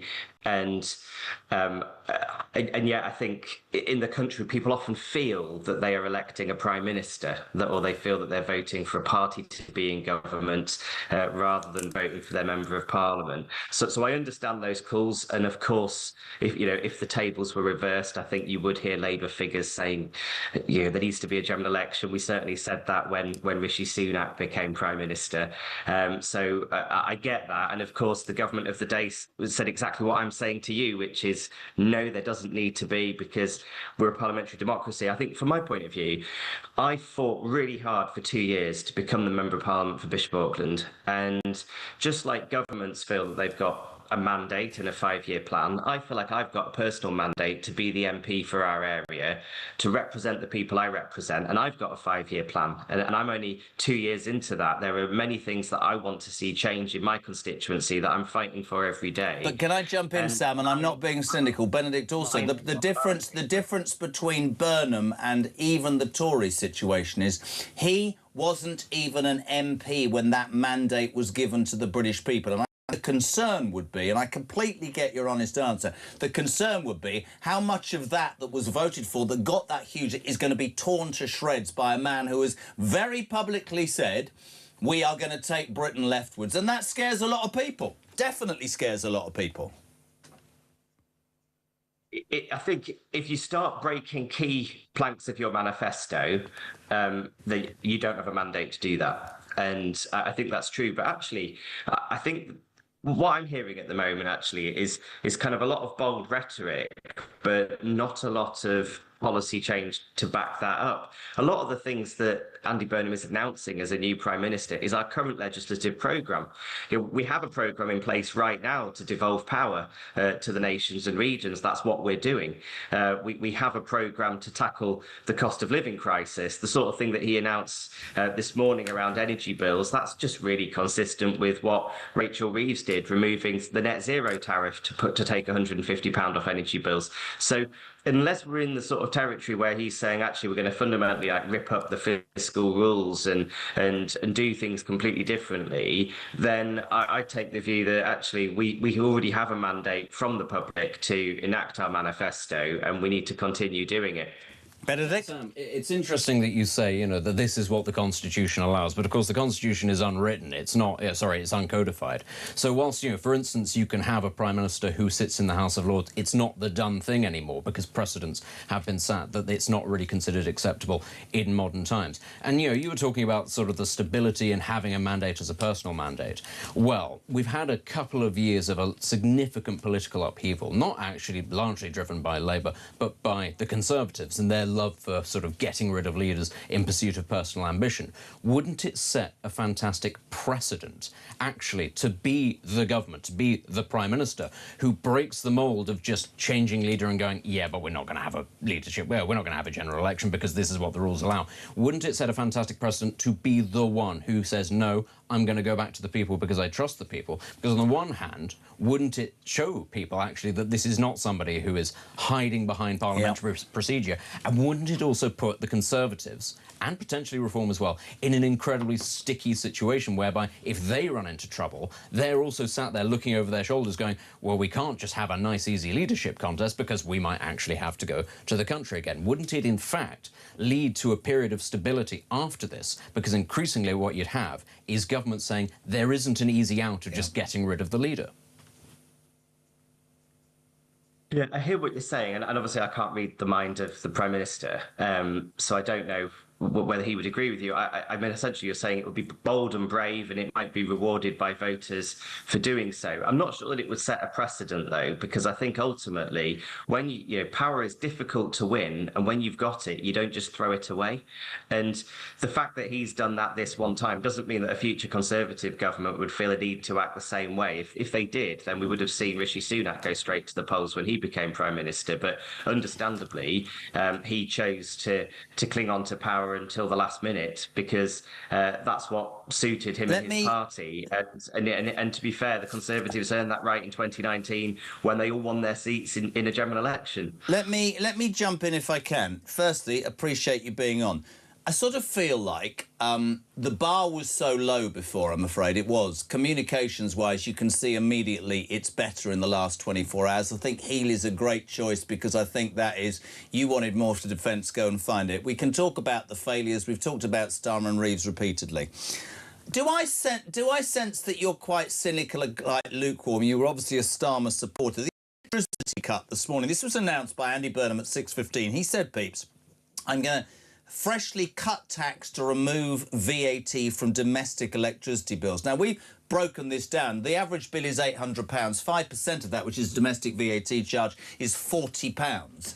But bills have gone up by 13%. You talked about Rachel Reeves' net zero. This is politics at its smartest, in brackets, look at the detail, close brackets. This is not a saving at all. This is an announcement to get him on the front foot. The reality is electricity bills continue to rise. Isn't that true, Sam? Well, as you know, there's what you do as a government, and then there's what Global Forces does, and you can only control the first part of that. So, yes, energy bills have risen because of the conflict in Iran that Keir Starmer wisely kept Britain out of, but that doesn't change the impact on the global cost of energy. You can only control the things that you can control. And to me, this is continuity that we saw Rachel Reeves as Chancellor doing what she could in her power. So are you lukewarm? Are you lukewarm to this new Prime Minister's massive announcement this morning? You talk about continuity. Are you saying, so far, you see nothing new? I very much welcome the announcement precisely because it's continuity, because it's Labour's programme of cutting the cost of living and trying to make life better for people. But what I suppose, if I'm lukewarm to anything, it's this idea that a new dawn has broken, because I don't think that that's the case. I think that there's been quite a bit of rewriting of the last 2 years in recent days, and actually over the last 2 years our country's taken big steps forward that I'm really proud of, and I'm not really seeing, to be honest, that this is a radical departure from that. OK. Benedict? I mean, Sam, it's interesting, of course, you're talking about that you think that the country's taken great steps forwards. One of the major criticisms, of course, of Keir Starmer was his inability to get our message and to get things across like that. Andy Burnham yesterday stood up in front of the nation and said the first thing he's going to address is rough sleeping. I mean, that's a pretty black and white message right there. He wants to do that. But actually, is there any detail? Have you seen any detail about how it is that he wants to do that? Most people understand rough sleeping as being something that, is very visible, obviously a very bad thing for most people trapped in it, but as a result of structural issues, be it energy policy, be it housing policy, be it immigration. Is this something that can be solved short term, or is this again just an example of somebody who's much better at messaging, trying to get things across, but a little bit too light on detail, frankly? Well, I think he is very good at messaging, and to be fair to Andy, it's day one in government, and I wouldn't expect him to have a full and comprehensive plan for that. But whenever I go into schools and kids ask me how I get into politics, I tell them about when I was 7 years old, and it was the first time I saw a rough sleeper on the streets and was shocked by it and had a lot of questions from my parents about why does this happen. And I think it's a good thing to set a national mission, and that's what he was doing yesterday. Is he was really indicating where his heart lies, where his priorities are. But you're absolutely right that rough sleeping isn't just about there not being enough houses to suddenly put people in. That it's complex and multifaceted, and there's no quick solution to that. So if what he was saying yesterday is that this is going to orientate government around this national mission, great, I'm all for that. But you're right, there's going to have to not just be a lot of detail that will come out, but there's going to have to be really comprehensive plans that cut across various government departments. Let me just jump in, and I repeat, I want to get all sides on this, and I appreciate it, but I have to take issue with what you just said. Big steps forward. This is not personal about Starmer. I've heard his acolytes and his fans say he's made big steps forward, and I'm going to give him one bit of credit, which is internationally, I think he called it absolutely right. I don't agree with the basis thing, but I do think his support for Ukraine. I didn't like how he was a bit of a patsy to Trump, but that's a difficult relationship. But my friend, with the greatest of respect, the reason the Labour Party is or has been in freefall, the reason that they got rid of Keir Starmer is because he hadn't stopped the boats, right? Energy bills have gone through the roof because of Miliband's crazy net zero. This is an absolute fact. We've got an asset in the North Sea which would decrease our huge debt and the billions we pay on interest, a refusal to do that. The rape gang inquiry, because I can tell you, go out there and ask people on the doors, you'll know this. It is disgusting that this stain on British society still hasn't been dealt with or judicially done properly. And you might hate this, because we know what the Parliamentary Labour Party did. If you have in this country a welfare benefits bill that outstrips what the Exchequer gets in tax from people or work, you are in trouble. And Keir Starmer, to his credit, tried to knock a measly £5 billion off a £335 billion deal, and your party wouldn't let that through. I wanted Andy Burnham yesterday to talk about stopping as did the British public and their majority, I would say this, stopping the boats, cutting the welfare benefits, doing something about energy domestically and business-wide, looking into this disgusting rape gang thing that is still prevalent in this country. All of those things he didn't mention. So a bit like you, circuit breaker, 40 years. What about some meat on the bone? And then I hear, oh, they didn't expect to get into power till September. They haven't got a plan. And so a bit like you, the VAT on electricity is just messaging. There's big issues, Sam. With respect, your ex-leader did not sort them out in any way at all. He didn't. I'm going to take issue with you on a number of points there. I mean, firstly, do you honestly think that there is some magic wand that Keir Starmer kept locked in Downing Street and never got out and used, that you could just wave at problems and fix them? If you look at small boats, the numbers of crossings is down this year compared to last year. Net migration has fallen. There have been more people returned than at any point under the Conservatives. So we are. Hold on a minute. The one in. I'll let you speak. But one in, one out. One in, one out. You could reduce crime to zero overnight. No, I'm not saying you can, mate, but we give France £500 million and they stand on the beaches in France and laugh at us. Starmer's one in, one out. I'm sorry, that's mythology, frankly. That's mythology. It's not true. The numbers are getting better. And actually what you saw, and Andy Burnham did not yesterday have to mention every single part of his legislative programme and what he intends to do. The fact that he kept Shabana Mahmood in post as Home Secretary, I think was a very strong indication of where he stands on immigration and his determination So to was tackle Starmer it. weak But look, on immigration? Was Starmer weak on immigration? Was Starmer weak on immigration? Was Starmer weak? No, I don't think he was. I think, as you say, if you look at every single number around this, it's moving in the right direction. It didn't happen overnight. It never would. Currently, two Reform Party MPs, Suella Braverman and Robert Jenrick, were Home Secretary and Immigration Minister during the height of this crisis. Yep. They didn't fix it either. The reason the previous government didn't fix it is because there is no overnight fix to this problem. It's going to take hard work. As I say, just to pretend that you can just stop all boats overnight would be as stupid as saying that you can stop all crime overnight.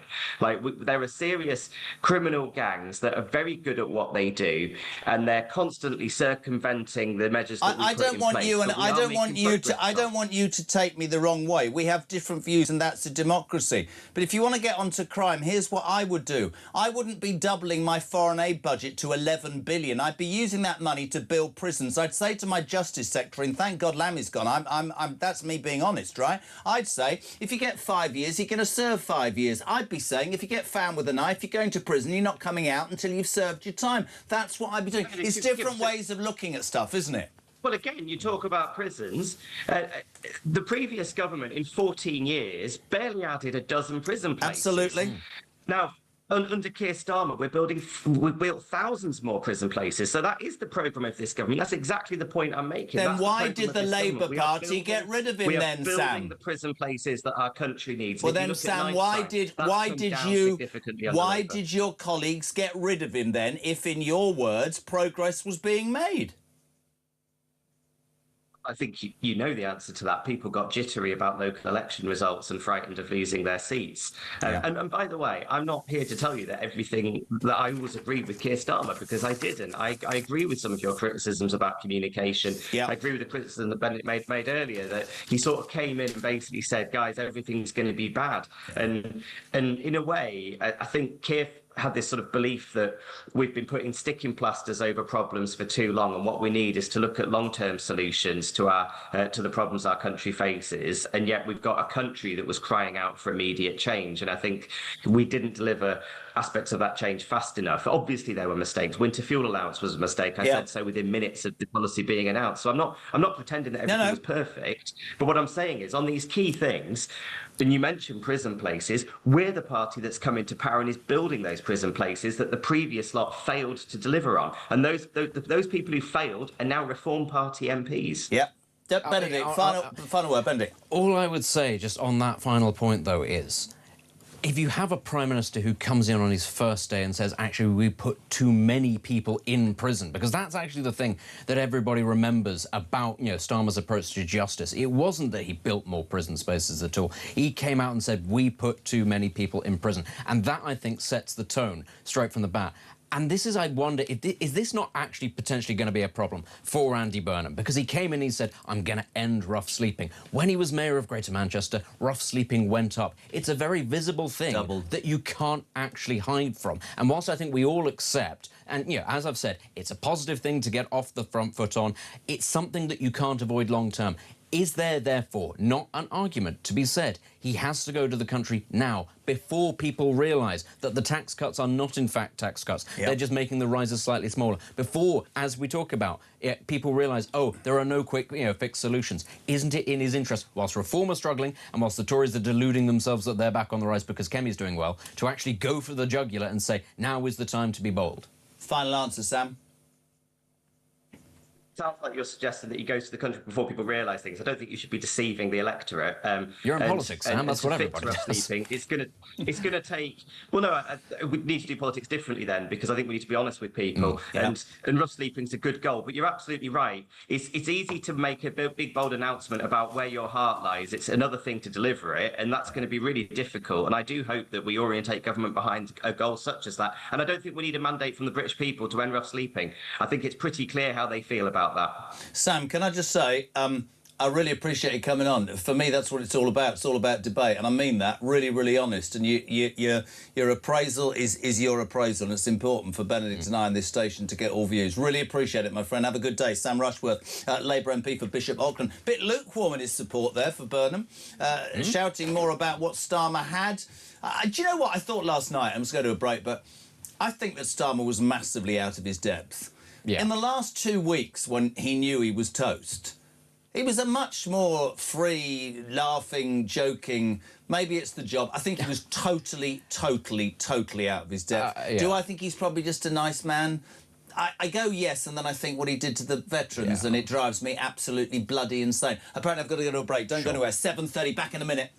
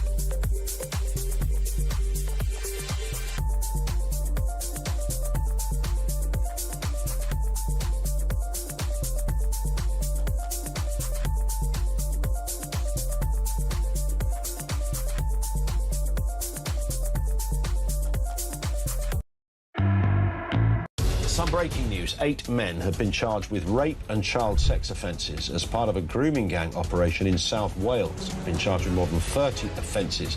According to the CPS, the charges relate to 8 victims who were children. Well, let me start by giving comment on Alison Hernandez, the Police and Crime Commissioner for Devon and Cornwall.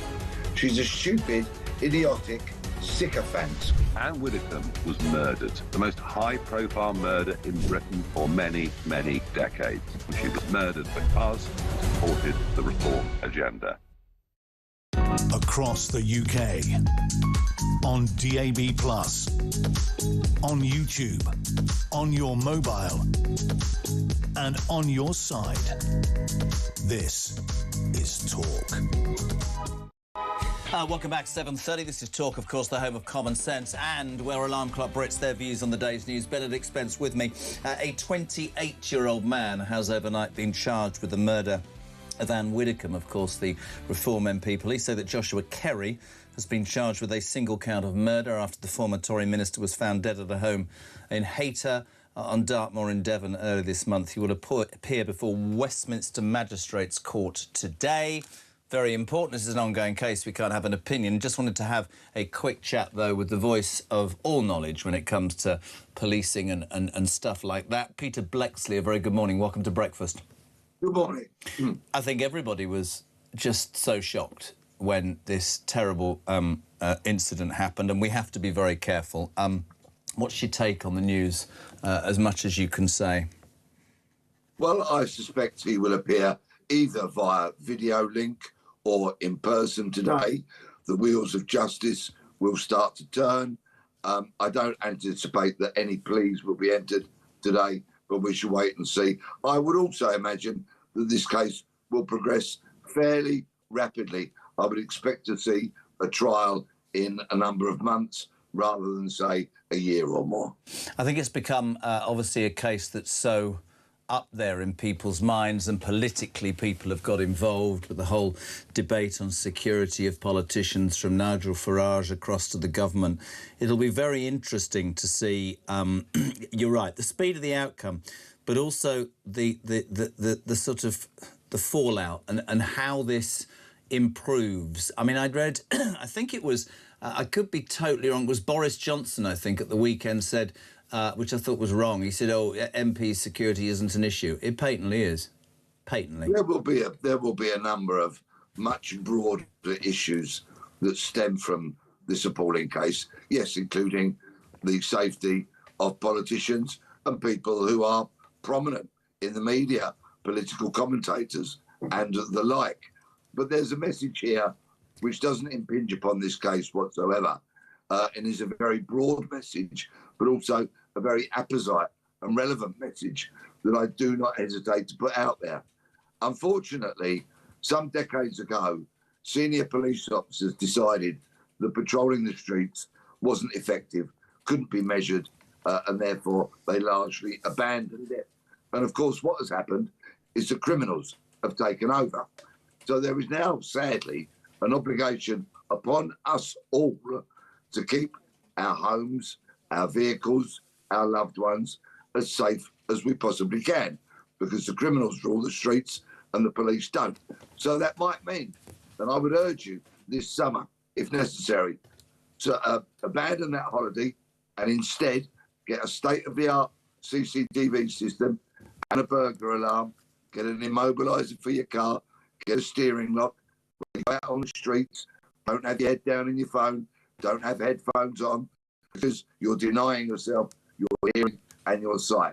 I'm sorry to be a bringer of such doom this morning, but it really is pretty dangerous out there in many, many places. But it so infuriates me, Pete. It's pretty dangerous out there. I'm not having a go at you at all.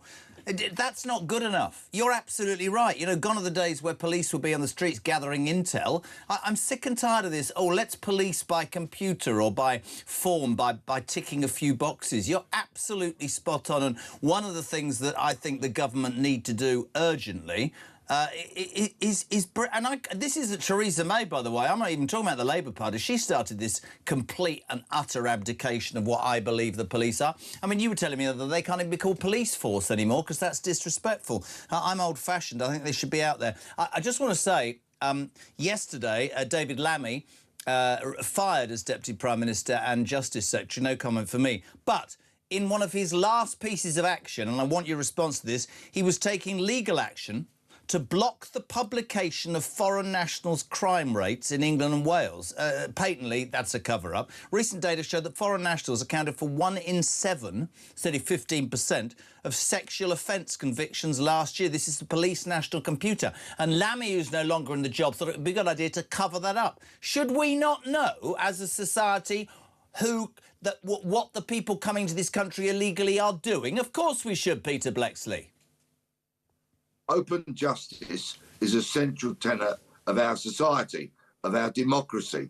Therefore, we need to know who's committing what types of crime. Moreover, the police need to know that and to share that information with us so that they can take positive action against any particular community or area that are committing these crimes. They have an obligation to actually get out on the streets and try and regain some element of control so that less people become victims of crime. That's what the police were set up for. That's what they should do. That's what they need to get back to. And why would they want to block details about foreign criminals? Because that would then accelerate the view of millions in this country that we need to do something about either deporting those or not allowing them into our country in the first place. The reason this is blocked can be summed up by Jack Nicholson, who famously said in a movie, "You can't handle the truth." And that is the bottom line. Interesting. Mate, you've always been very honest and open when you come on this show. What did you make of yesterday? Is Burnham a new dawn, a new era, much of the same? We'll give him the communications better, but shuffling the deck chairs on the Titanic, people have texted me this morning. He's the silver-tongued socialist. It will still be socialism. It will still be tax and spend. It will still be fluffy, woke, liberal, and as they call it, progressive attitudes towards law and order, for example. And Britain is not going to become any better anytime soon. Lovely. There you are. And are you back on tour, PB? Yes, I am. Harrogate last night, Worcester tonight, then Colchester, then Wellingborough, then Sonning. Come and see the show this week. You will not regret it. I have to tell you, this is the makings of it's an unbelievable stand-up show, Benedict, that this man's doing on his own. How many dates, PB?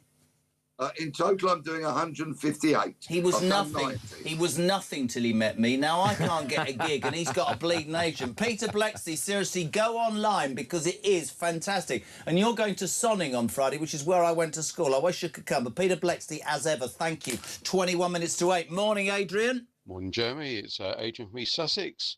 Try not to be as depressing as was yesterday. Reed Burnham, we will see actions speak louder than all these words. That tax cut on electricity is absolutely irrelevant. If he wants to impress me, I want to see net zero cancelled. I want to see these rebates to all the industry thrown away, all the green taxes.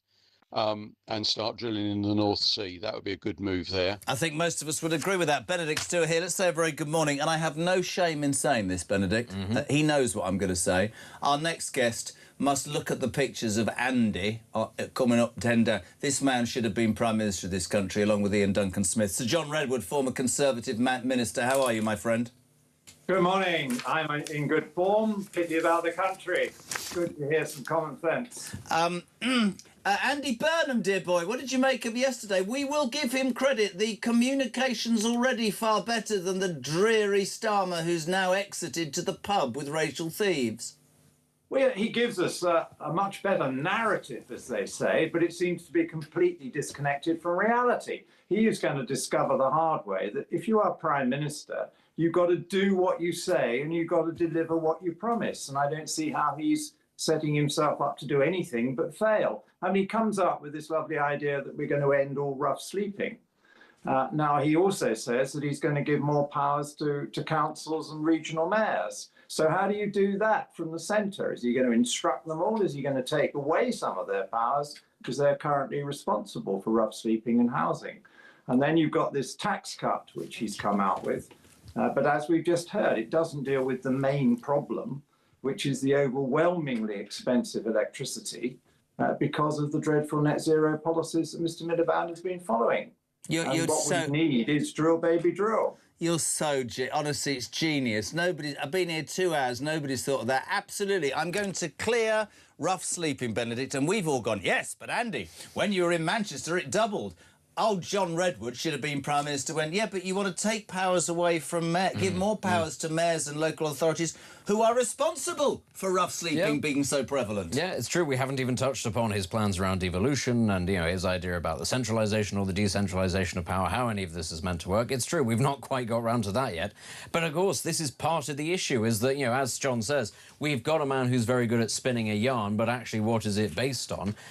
Up to now, he's been very...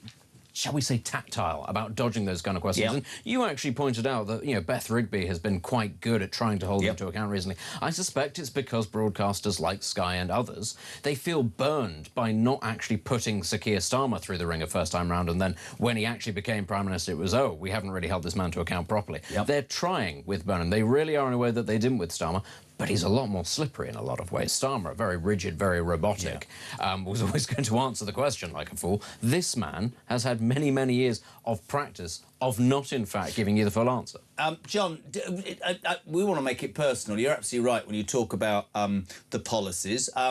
Yeah, straight out the block, 6:15 this morning, he announced, if you're just tuning in, a fresh cut to remove VAT from domestic electricity bills on October the 1st. And you go, that's fantastic. Reality is, electricity bills on average 800 quid, VAT on domestic properties 5%, that's £40, but they're going up by 13%, which is 125 quid anyway. So it's a complete non-entity. But Benedict, and he called him Dominic. Benedict, I think, is right when he says in the next few months there will be a raft of these little policies to try and accentuate the bounce in the polls. Do you think the British public will see through it quite quickly, John? Yeah, I think they will. And I think they'll also see through the lack of accountability and democracy. I mean, how can this man say he's going to change important things without Parliament being in session? Why won't he allow the Commons to be working this week? Because if he wants to put out a set of announcements, he should get his new Secretaries of State to make them day after day with proper scrutiny by MPs and the press sitting in the gallery judging the contest. That's our tradition. He wants to snaffle out nice ideas, not properly backed up by how you would deliver them or how you would pay for them, and hope that people will fall for it. Well, I don't think they will. I think they're very cynical about politicians already.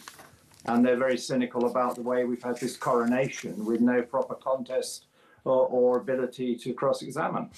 Let me ask you about the... I'm really interested. Again, I'm quite outspoken. There's a shock.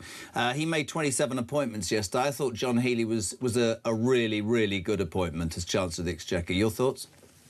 I think he was probably the least bad choice, and I think it's quite an amusing choice because, of course, Healey has peppered the press and the airwaves with saying we've got to have a big increase in defence spending. So now he's got the wonderful job of finding out how you pay for that as Chancellor of the Exchequer, and he can't really back off very easily. Have you heard the rumour? Have you heard the rumour, John, that allegedly, we don't know if it's true, Benedict brought this up, we reckon that Rachel Thieves was offered defence. Can you imagine the irony if she'd said yes and not skulked off in a mood that Healey and she would have removed? Ed Miliband... It would have been the funniest game in town, wouldn't it? Oh, mate. Miliband, we predicted Foreign Secretary out the way, feels he's been promoted, neutered, right? Yep. Absolutely. And he will be logging up the air miles and burning all that jet fuel. I'm sure that would give him great pleasure. Shabana Mahmood still as Home Secretary. Wes Streeting Defence. Is there anything that jumps out? Well, I'm going to ask you the question. Louise Haigh, Chancellor of the Duchy of Lancaster, First Secretary of State, second most powerful person, his enforcer is a convicted felon. Am I being unfair? Well, you're stating a truth, which others have also spotted. But I'm more interested in knowing what the job description is. What is she going to be enforcing? What is she actually going to be doing? What's her relationship going to be with the Chief Whip and the Leader of the House of Commons, who are the usual enforcers on the governing party MPs? But of course, as the MPs aren't there, it doesn't really matter. You don't have to enforce anything on them. Good, from my point of view. Rachel Thieves gone, David Lammy gone. Starmer's sort of acolytes and his supporters, they said it was a brutal cut. It was always going to happen, wasn't it? It's what Prime Ministers incoming do. Yeah, but it was very factional, wasn't it? Yeah. And, take Darren Jones. I didn't like what he was doing, but he's clearly bright and talented and was better on the media than most of them. and his career has been cut short because he backed the wrong horse in a leadership election that never took place. Can I be really honest? I've never, ever... I feel myself on uncharted territory. I've never disagreed with John Redwood because I'm too scared to. I think he's a poor... Do you remember when he was on Newsnight when he said, and I quote, 90% of the people that come over on boats are women and children? That's what he said. Yeah, I give you that one, Jeremy. I've been too kind. You're absolutely right. Yes, John Redwood. Benedict, what do you say to John? I mean, John's been there and done it. I mean, is it me or of politicians do we think, with not just with respect to the Ian Duncan Smiths and the John Redwood, they're not what they were, are they? Oh, I think that that's a reflection of the country in general, though. Yeah. Ultimately, a country can only produce sort of people of the calibre that it is producing if those people are the ones that end up in politics.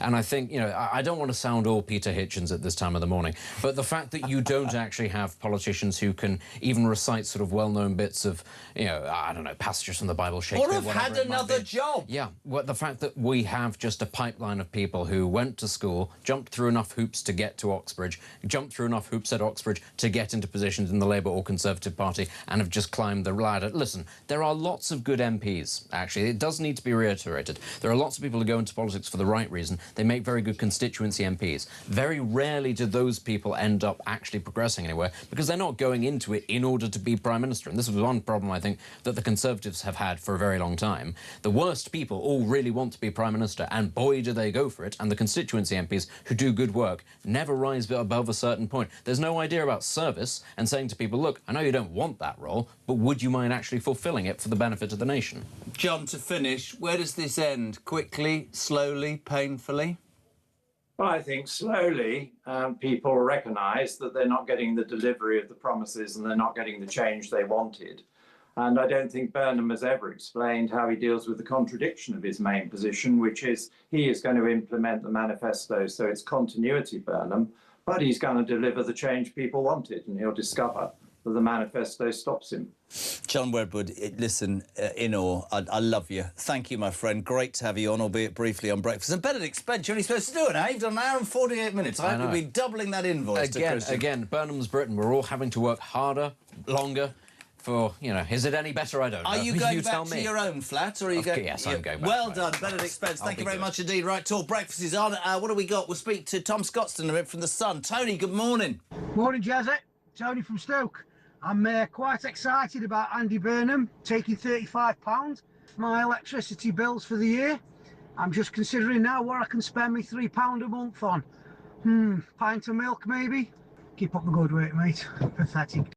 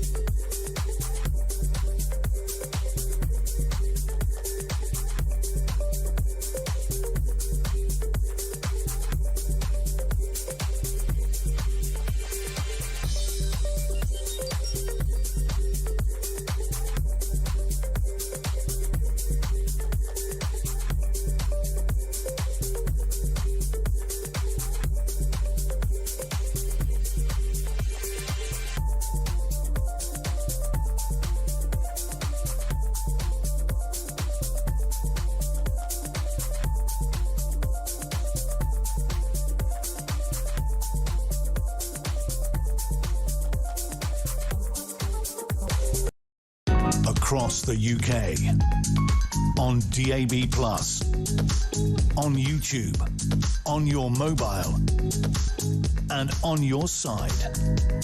This is Talk. Welcome back. 9 minutes to 8. We're live across the UK. We'll kick the next hour off with Brendan O'Neill, chief political writer at Spike. We've got James Cartledge from the Tory party and the incredible Isabel Oakeshott. All of that to come. Right now, though, are you sure OK. This is a voice note from somebody called Hoppy. I'm pretty convinced it should be Poppy, but Christian's sticking by it. Morning, Hoppy. Just listening to that MP you've got on there, is his name Sam? When we win power, I've heard that a lot since Labour come in. I thought it was all about public service. I thought it was the equivalent to joining the military, where you go in there and you're doing it because you want to do it, because you want to give service, you want to give something to your country. When we win power, that says it all. That says it all. Not when we become stewards of the country, we become leaders and we go to help people, because that's the service we'd like to do to make our country better. When we win power. Says Hoppy. 8 minutes to 8, 0344 499 1000. Let's speak next to the political correspondent for The Sun, the new boy who was bouncing around Downing Street yesterday. Brilliant stuff online. Tom Scotson's, good morning. How are you? Good morning. Very good. Thank you, Jeremy. How are you? I'm all right, but you don't need to wear a tie. Only when you're in the Commons. Now, no tie, no jacket. It's the new Britain, Tommy. I know, Jeremy, I've always been a traditionalist here. I've always said that I want people to respect me at work, so I've got to go in and always wear a tie. And I do get teased by some of my colleagues for doing that. Well, I'm going to support you, says he who never wears a tie because it hurts my neck. Mate, what was yesterday like to be down there? We obviously saw it was choreographed. You got Keir Starmer, the big exit, the lectern. Then you've got our Andy. I thought he was going to pedal up in Birkenstocks on a penny farthing and just sit down on a box. But, he was in a suit, but he started doing things differently. What was it like? What was the vibe like in Downing Street, Tom? I mean, from a personal perspective, because it was the first one I'd ever covered, it was incredibly exciting. I mean, to see, most of the world's media descend on Downing Street, outside, waiting for the Prime Minister, there was definitely a lot of energy. But I think from speaking to some of the old hacks that were there, they said that it wasn't as busy as someone saying, for example, Boris Johnson coming to Downing Street all those years ago, or Rishi Sunak. But because we'd had so many Prime Ministers now in the last 10 years, I think it's 6, maybe 7, then a lot of the world's media and a lot of, journalists see it as just a complete farce. So there was a lot more room than potentially in previous years. But yeah, looking back, it was, again, quite a few maybe cliches, well-trodden line from Burnham about hope in every postcode. But now's the chance to try and deliver that. It's really interesting, actually. I mean, I watched it. And by the way, this isn't a criticism. Was he as nervous as he looked, Burnham? I mean, it didn't appear to be that nervous from where we were stood. I guess that the microphones and the actual PA system wasn't actually very good on Downing Street. It's very difficult to hear the Prime Minister make his speech. But I think what the kind of thing that I saw is that, again, he was just kind of repeating the similar lines that he's been trotting for the last few weeks. Again, it's quite vague, detail light speeches, more on devolution, whereas I think a lot of the public were trying to find out what's he going to do on the cost of living, what's he going to do on energy, what's he going to do on immigration. Absolutely right, and that's the point. And so, like, everybody in the press picked up, and they have done this morning. Can I just read something, because it's on Sky, we haven't got it. It's brilliant. Bitchiness in politics is still alright. This morning, Andy Burnham announced that fresh tax cut to remove VAT from domestic electricity bills from October. The truth is, it's 5%, and it's going up by 13%. I would seem to take it off, but Darren Jones just went, who was sacked yesterday. Excellent news. Well done, the government, cutting that. And then he put, no doubt they'll have to explain how they can afford this new policy in due course. And you think, oh, here we go. We've only just started. Burnham, I think you're right. It was all fine and choreographed, but like you, there are 3 or 4 really big issues that the people on the doorsteps in this country, the people who read The Sun, the people who listen to this show with Alarm Clock Brits would go, hold on, mate, you need to stop the boats, you need to drill in the North Sea, you need to do something about this bloody welfare budget because it's outstripping the people who are working. That's what British working class people want, isn't it? Absolutely, and I think he's going to have to find ways to deal with that very soon. As you said, the VAT thing, that only lasts for 6 months. What's going to be the plan in the long term for energy? Yeah. Is there going to be drilling in the North Sea? Immigration, again, Shabana Mahmood, for a lot of Brits, that's probably a good move that she stayed in there instead of someone that is a bit softer. But again, how are they going to reduce the levels? There's still 11,000 people that have crossed the channel this year. I mean, I don't think that's acceptable for some readers, never mind the public. It's going further now with Darren Jones. I'll get your instant reaction. Good news that VAT will be cut on electricity bills. It's a simple way for families to save a few quid and to mechanically help keep inflation that bit lower. But the digital ID programme was unfunded. Oh, dig, because he got rid of that.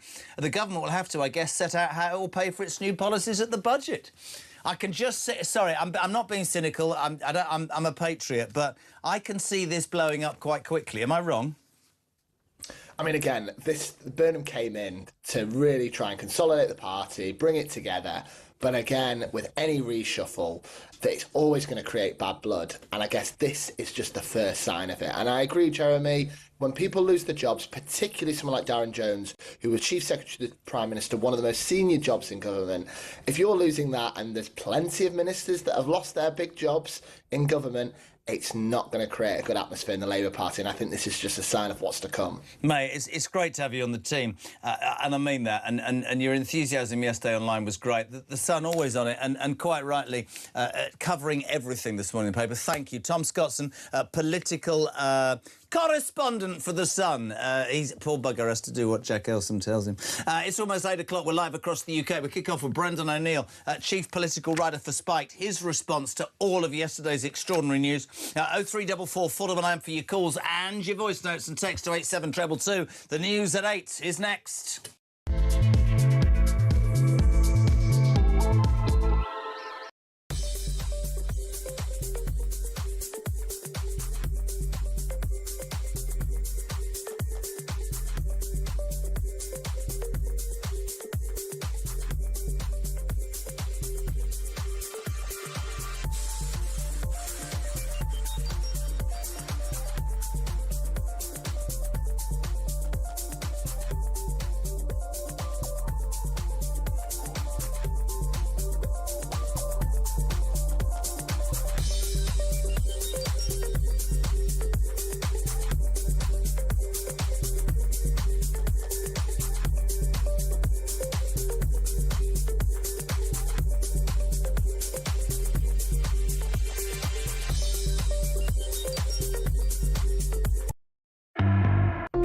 Is facing its gravest test in decades, and the royal tea from Talk is your front row seat.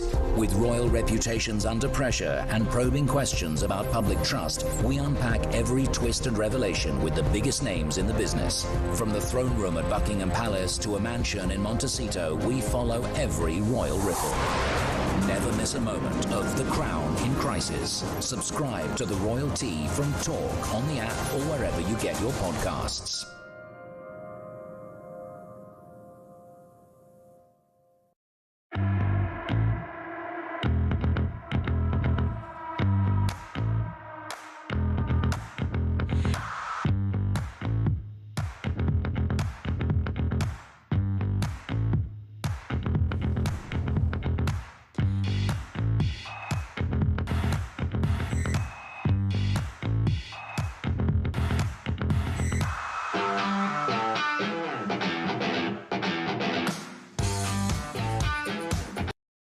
Across the UK, on DAB+, on YouTube, on your mobile, and on your side.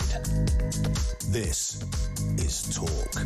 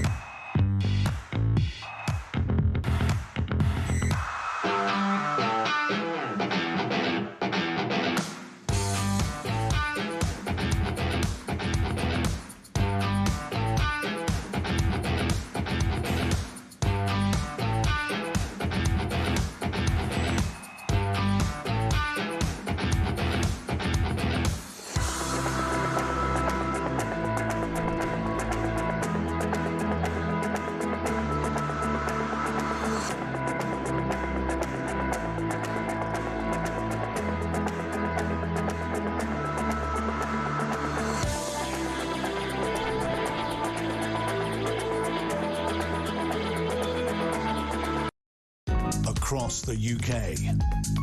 On DAB+, on YouTube, on your mobile, and on your side. This is Talk.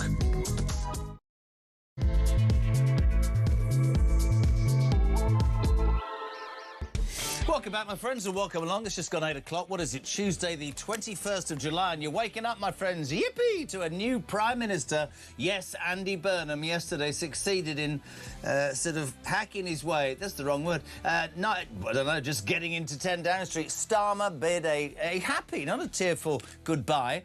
Burnham acceded to power. He said, and I quote, "I want to do things differently. People are fed up with politics. This is our biggest challenge in 40 years, and we're going to bring back hope in your heart, because we're believing."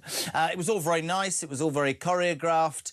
Then he stood up and he said, you know, I want to change things. And he said, my first thing I'm going to do is I'm going to stop rough sleeping, which is very, very, very good and very great sentiment. And everybody went fantastic.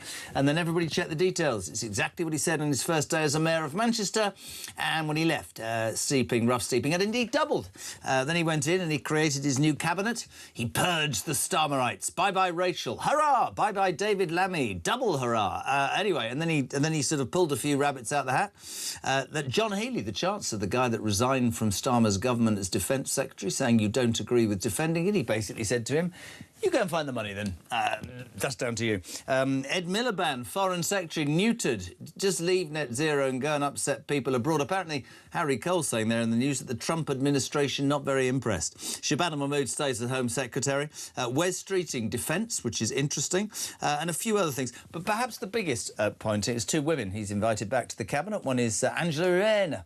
There were rumours she would go into health, but no, she's gone back to her old job in housing, and also been given which is interesting. To buy a house, she needs to pay stamp duty. Just thought I'd drop that in. But also, she, of course, has been given devolution powers as well. So a new, calm, apologetic Angela returns to the Cabinet, along with Louise Haigh. Louise Haigh, interesting, was yesterday, there she is, walking in, awkwardly. She was confirmed as the new Chancellor of the Duchy of Lancaster, but more than that, First Secretary of State. She will be the second most powerful person in the government. This is a woman who was sacked by Keir Starmer 16 months ago for lying that she had a conviction for fraud, which is interesting. But listen, at the end of the day, I've said it all along, I'm a patriot and I want this country to improve. Do I think it'll work? Nope. Do I think there needs to be an election? Yep. Do I think he'll crash and burn them? Absolutely. And it started straight out the blocks at 6:15 this morning. Andy Burnham announced a fresh tax cut. If you're just tuning in, 6:15, he said, I am cutting tax by removing VAT from domestic electricity bills from October the 1st. And everybody went, oh, you've hit the ground running. And then people sussed it out.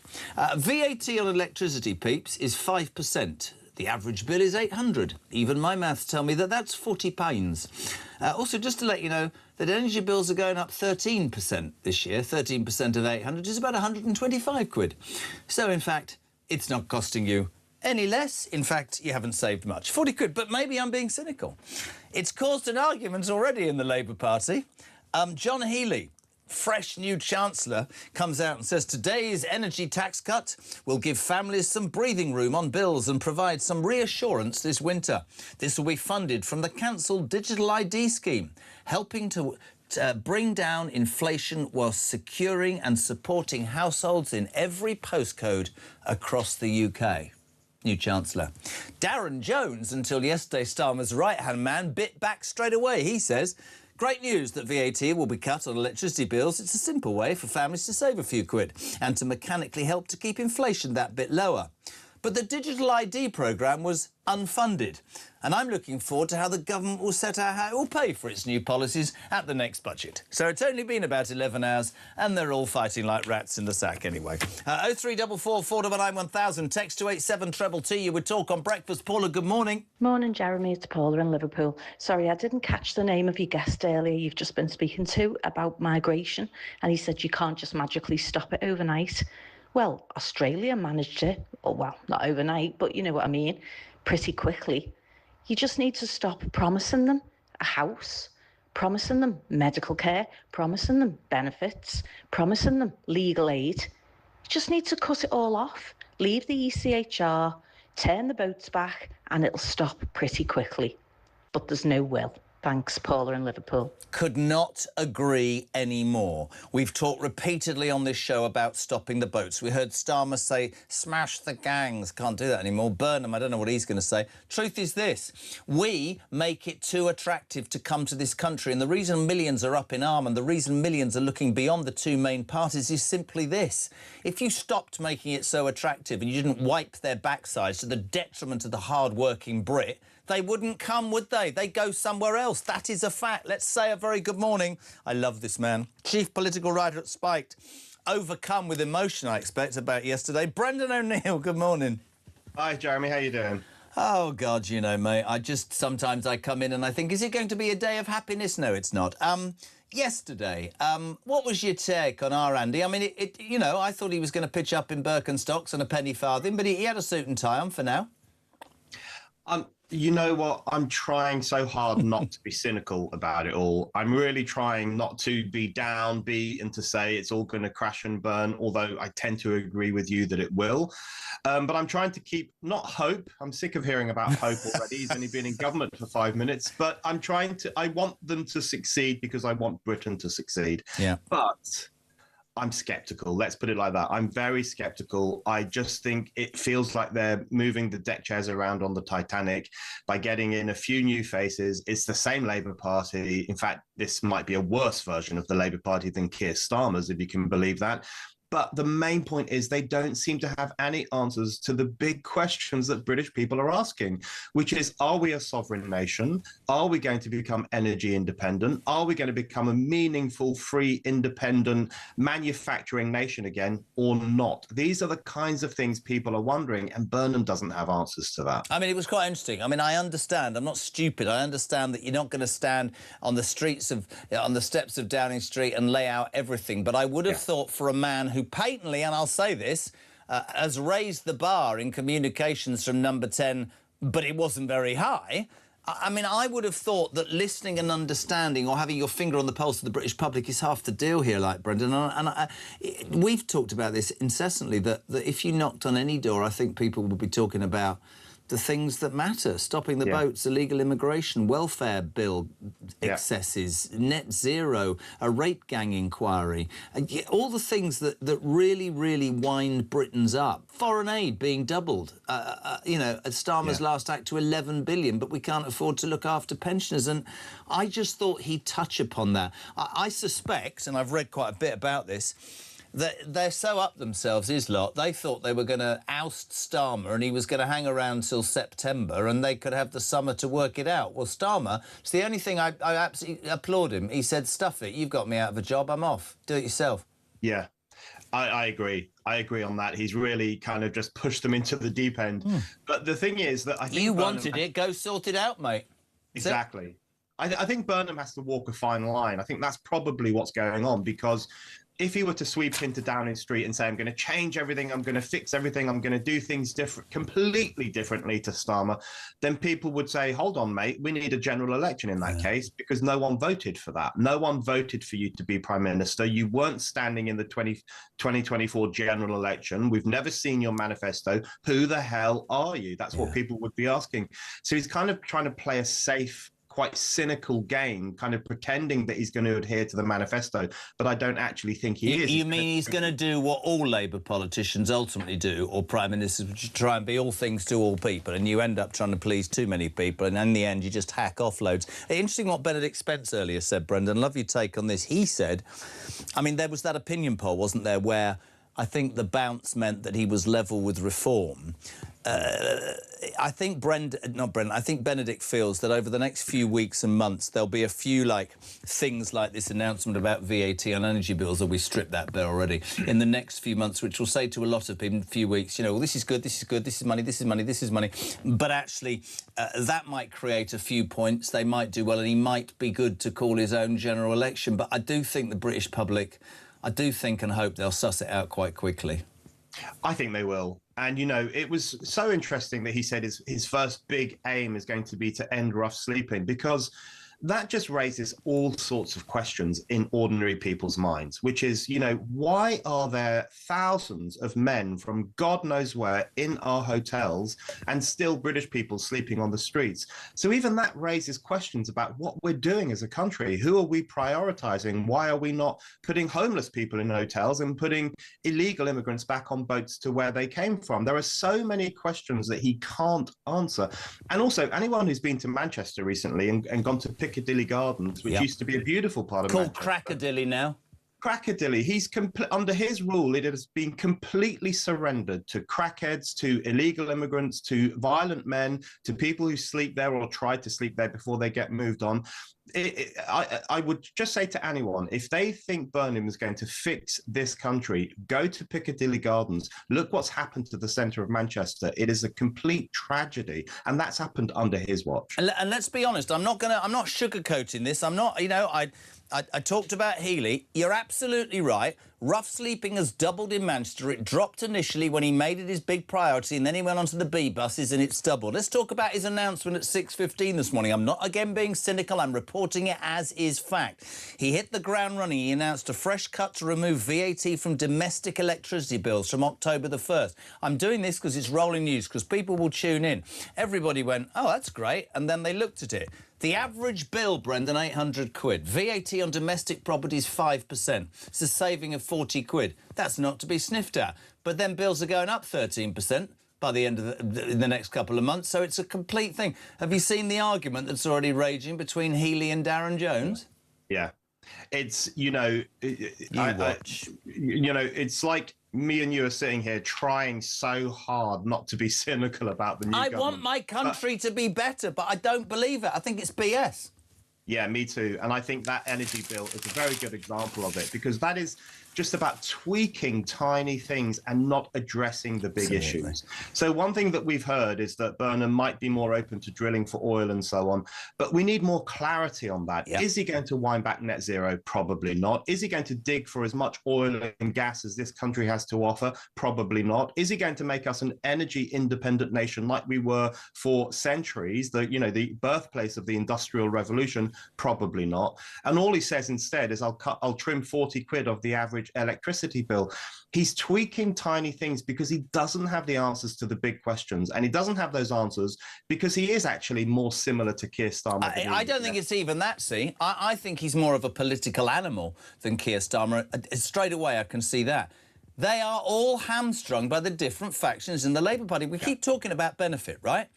Anybody with a brain cell would go, right, so there's $335 billion being paid out to people who ain't working, and we've got $332 billion coming in if you do work, which is a negative message. So get rid of the ideology in the Labour Party, because it was set up to help people who can't help themselves. We all feel the same, but actually what's happened is people are gaming the system. So I'm going to use my political capital and tell my parliamentary party, I reckon there's £50 billion worth of savings from people taking the out of the system, and I'm going to do that. That would resonate with the British people straight away. But he can't do that. Keir Starmer couldn't even do $5 billion. How's he going to do the boat thing? You start thinking about the... I mean, net zero fascinates me because, of course, Miliband, I should ask you this, neutered, jettisoned, under the auspices of the best job ever, Foreign Secretary. Is that a clever move, do you think? I mean, at least he's not in the Treasury. That's important because he is basically anti-industry, anti-modernity, anti-growth. We know that because he's one of the most goggle-eyed adherents to the net zero cult. So we know that Miliband would have been a disaster in control of our economy. So that's good. But in relation to Foreign Secretary, the thing that worries me is that Miliband likes to appeal to the left. He loves to flatter the left. He loves getting retweets from lefties. And he has said very critical things about Israel, and he did support fully the recognition of Palestine, which I think was a disaster, and essentially rewarded Hamas for what it did in Israel on 7th of October. So there are worries there, and some of our allies are going to be saying, what is he doing? Well, I think there's Americans. I think that there's rumours that the Americans aren't that happy. His replacement energy secretary, Miata Fambula, what do we know about her? Not much. I don't know much about her, but No. what I do know, and this is really touches on a point you've made, Jeremy, which I think is the key point, which is that Burnham is going to be beholden to the factions of the party. Yeah. And we know that there are factions that are absolutely opposed to trimming the welfare bill. In fact, they prevented Starmer from doing some of that. We know there are factions who are absolutely opposed to stopping the boats or sending back migrants because they think Britain should be open to everyone on earth.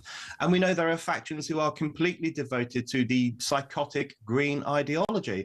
So all the things that ordinary people want the government to do, which is to stop the boats, grow the economy, trim that stupid welfare bill, it's going to be difficult for Burnham to do that, even if he wanted to, because the party will be like an albatross around his neck. That's the problem we face. And of course the problem is, and this is really, you know, down there and dirty in terms of what I'm going to say, the view from the cheap seats is always a really nice one, and he has absolutely orchestrated a coup against Keir Starmer, who, by the way, I love Keir Starmer to have been what he was in the last 10 days since he knew he was toast for the last 2 years, but he was massively over-promoted and unable to do that job, and that is an absolutely true point, right?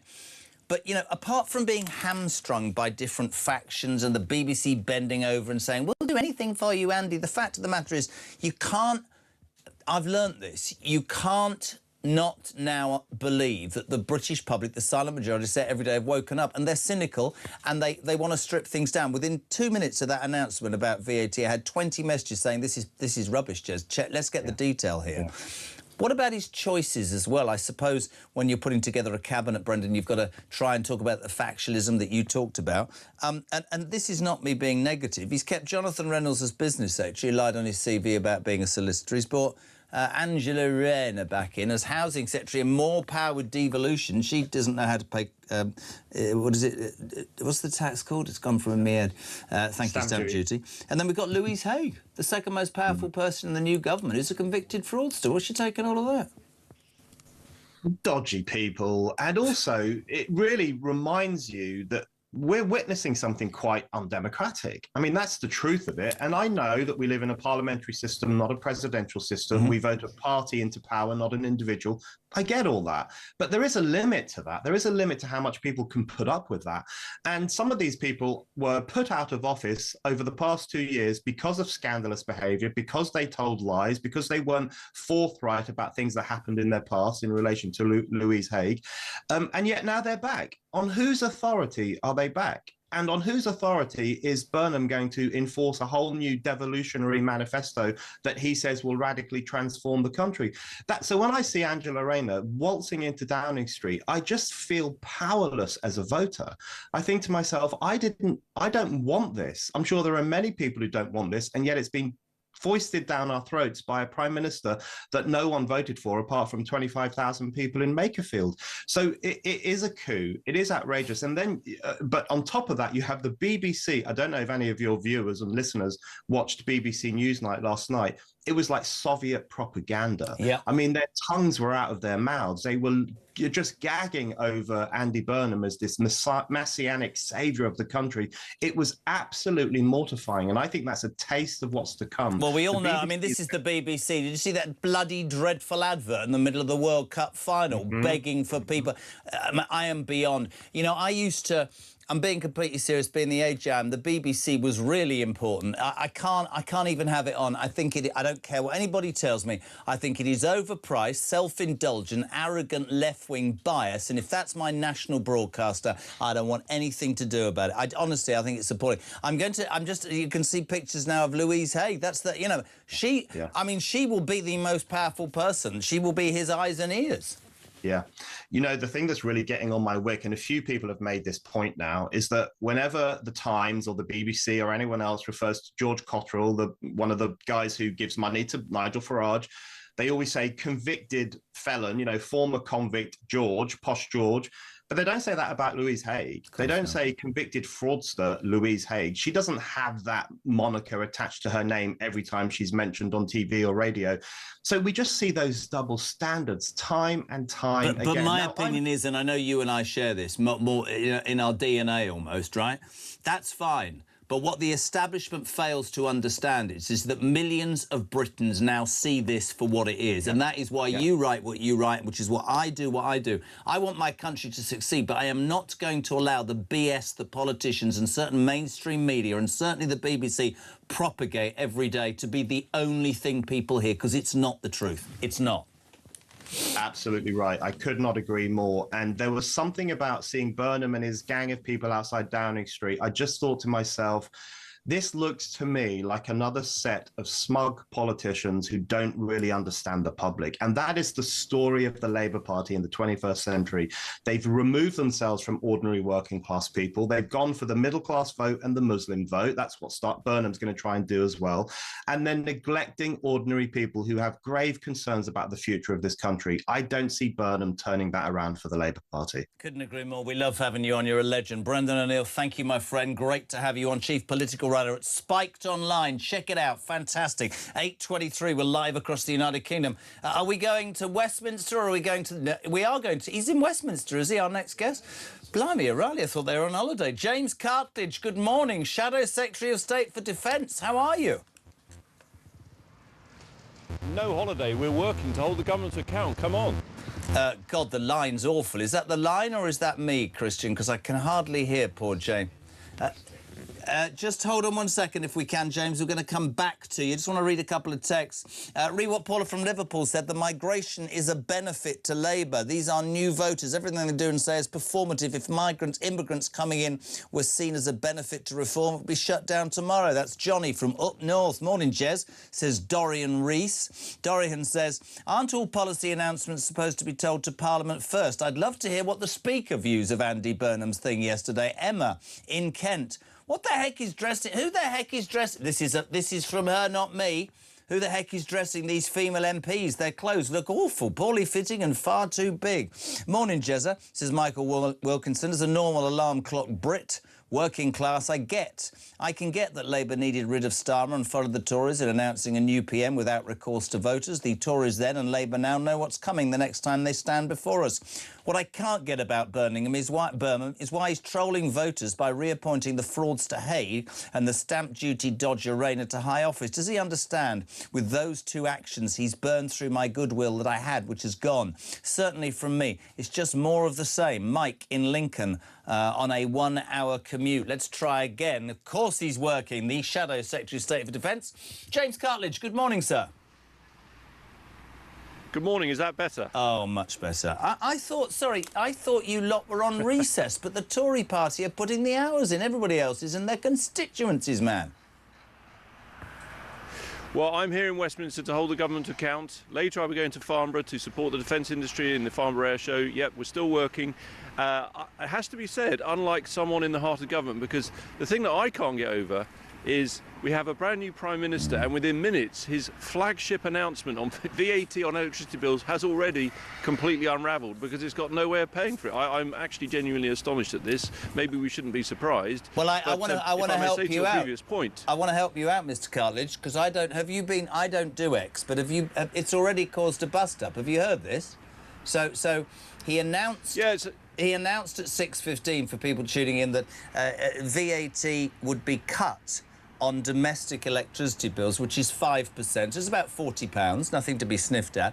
But then, of course, the messaging about how you're going to pay for it, and certainly the other thing, which was actually bills are going up by 15% at the end of the year anyway, which negates it. But then John Healey was on Twitter saying, this is fantastic, it'll help support households in every postcode, new Chancellor. Followed quickly by Darren Jones, axed yesterday on a Starmerite, who says, great news on that, but the digital ID programme that they axed yesterday was unfunded, and I look forward to seeing how the government will pay for its new policies. So they're fighting amongst themselves already, Mr. Cartledge. It is absolutely incredible. Let's not forget, Darren Jones is not a Conservative like me in the opposition. He was at the heart of a Labour government. And he's come out and said what is now obvious, there's no money to pay for this. And let me just explain that point for your viewers and listeners, which is that I doubt many of them read the OBR's Economic and Fiscal Outlook. Good luck to them if they have, but it was published last November. Now, the OBR is the premium commentator, if you like, on the public finances. And there's a sentence in that document which says no specific saving measures have been found to pay for digital ID. So if you say you're going to pay for this tax cut with the money saved from scrapping digital ID, that's a complete phantom of a policy. There is no money there. It's been exposed by Darren Jones, and this is within minutes. As you say, this was announced earlier this morning. I'm on the same morning round that they've announced it. I'm now responding to it to discover that this is the emperor's new clothes, a policy without any way to pay for it. And a serious point here. Everyone watching this will be worried about the cost of living. It remains a big challenge. It's my constituents' biggest issue. You'd expect if you get a chunky policy like cutting tax on electricity bills, it would be thought through, but already completely unravelling. So very serious. I always say now about your party, and I don't know. I mean, there's a point to this. I was super critical, you know this, of how long it took Kemi Badenoch to come out and say anything. But what I kept being told by the Tory party was that you were costing. And I absolutely I put my hands up to that, because patently this is another example of clickbait headlines, whatever, OK, which the Tory party has sourced and costed things out. I looked at yesterday, I'd love your take on yesterday, and I thought, yeah, look, the communication is infinitely better than it was 20 minutes ago under Starmer, but the bar was so low. But already, on the basis of all... Because I expect there's going to be lots of little announcements. To me, it goes to this, which is, I think the British people, after your government had lost the trust of the British people, you know that, James, and now this lot, a biggest majority in 2 years, they boot out Starmer. I want politicians to understand that the silent majority, they're not stupid. They're taking far more interest. The text immediately went, how's he paying for that? No, bloody hell, that's great. Exactly. And I think that you really, not you, politicians will misjudge how people really feel unless they're totally honest here on in. Really do. Look, totally right. Look, I was a Treasury Minister and a Defence Minister. I've always passionately believed that if you want to do something as a politician, you must set out how you'll pay for it. Because people, and as you say, they're not stupid. They know they can't have their cake and eat it. If you want to give one thing, something else has got to, you know, be scaled back, deprioritised, etc. And I'll give you a classic example. I'm sure your viewers, like me, think that the Chagos deal is completely insane. We know, and we've seen it, there is a line of funding for Chagos to go to Mauritius this Parliament, several £100 million. We think that money could be reallocated to the Navy to accelerate the build of our new frigates, so we have more ships in the seas, especially what the Russians have been doing recently and overnight. So the point is, that is a way of paying for the policy. So if I say to your viewers, you know what, we need to strengthen the Navy, here's how we're doing it, they can at least trust that part of the policy because there is some money to pay for it. But when politicians, and it always happens, they come out and say things and they don't have the money to pay for it, they haven't got the plan. That is the problem. And what we see from Starmer, Freudian slip, from Andy Burnham, is he hasn't got a plan. And maybe that's the point. They're the same, because this is what did for Starmer. They wanted to fund defence. They didn't have a way to pay for it. John Healey resigned. John Healey becomes Chancellor of the Exchequer. The very first announcement is a tax cut. He's the Chancellor, and they haven't got a way to pay for it. So it's already unravelling, exposing the fact that just like Starmer, Burnham hasn't got a plan. Can I ask you a question? Because I reckon I could change the defence system, our need of defence overnight. Yesterday, and one of the last things that the Prime Minister did before he resigned or was forced out was they agreed to double foreign aid, James, to £11 billion. And again, it's very contentious for some people, because they'll say stuff like, oh, Great Britain's always been a moral leader and we don't know what it's like to live I know we don't. But if you say to average Brits nowadays, right, I'm sorry about your energy bills, your mortgage costs, the fact you're losing your jobs, the fact that towns, there's no... all those sorts of things. I bet the majority would go, sorry to put this bluntly, sorry, sod foreign aid. We need to build ships and prisons and get our army in the right equipment, protect our nation and do right by the indigenous population. Why is that so wrong?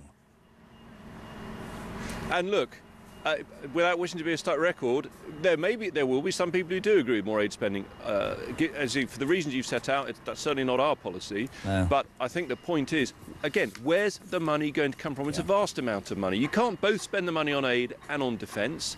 When Kemi said in February 25, you've got to increase defence spending more than we thought because the threat is growing, she said you should be willing to use the aid budget, willing to use welfare, and in fact, and it goes back to this point of funding things with difficult decisions, we've said we would restore the 2-child benefit cap, which we brought in when we were in government, and we used the savings to fund defence. Not everyone will agree with that, but it is clear you're taking that decision. The problem is when you get politicians who promise everything to everyone, and in many ways that was Starmer's undoing. That's why he failed to fund defence, and his position unravelled. It's amazing that within minutes Andy Burnham is doing the same. He's promising billions for aid. Where's the plan to pay for that? How does that not affect the defence budget? He's promising this money for electricity. He identified a way to pay for it which hadn't been funded. So this is what politics is about, difficult decisions, running the country, and already I'm afraid Burnham has been found wanting. Just one final thing. You're the shadow defence secretary. John Healey resigned on principle. I think a lot of people in Parliament would respect John Healey for that decision, but you're right. Is it genius by Burnham or muddle? Because he's basically now saying to the bloke, you wanted more money for defence, you go and find it. His successor, Wes Streeting, how do you respond to that this morning? Wes Streeting, the new defence secretary.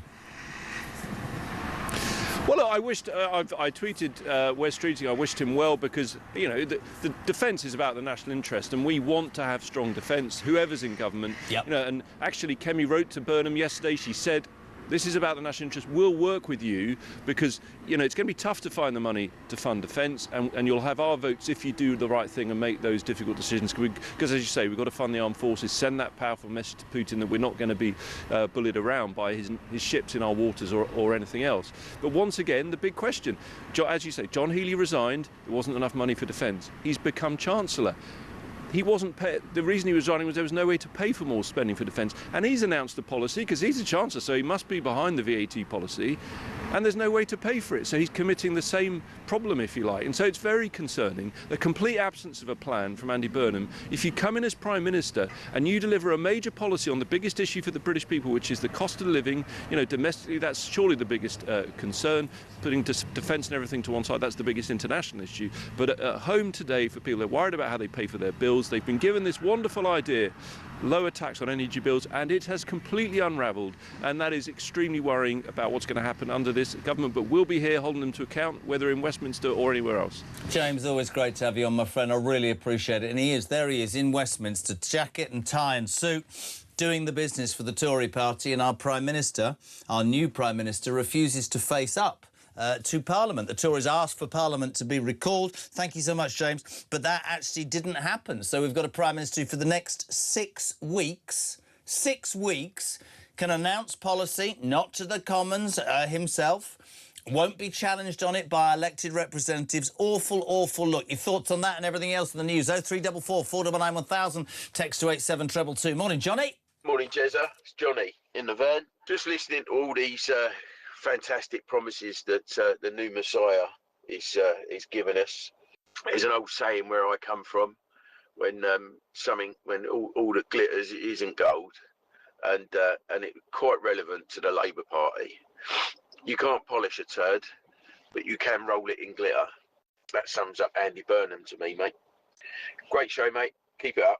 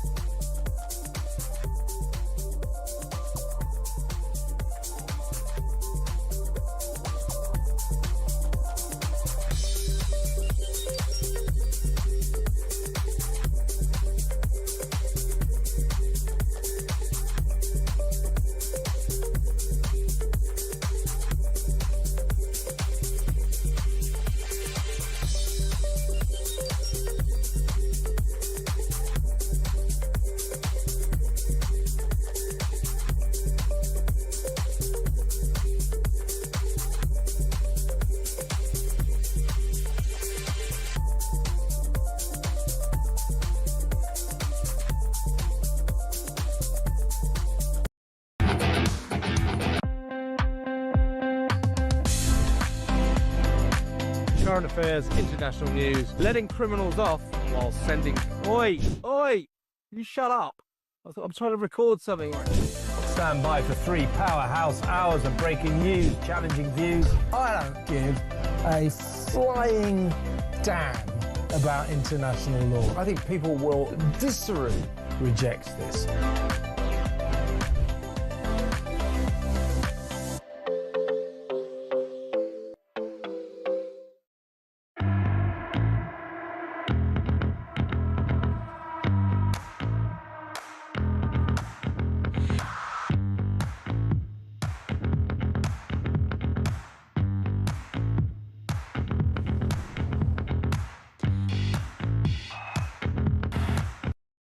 Across the UK, on DAB+, on YouTube, on your mobile, and on your side.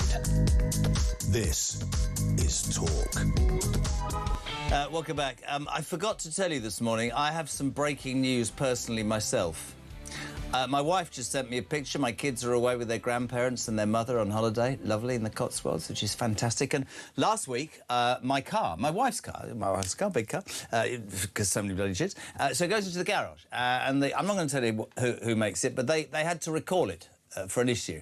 And no, as this is genuinely true story, and they said there's only 4% of them that have a problem. Oh, yours has got a massive problem. So we're gonna have to give you another car for a week while your wife goes away. I'm still in a hotel on my own, I'm with Todd, no life, right?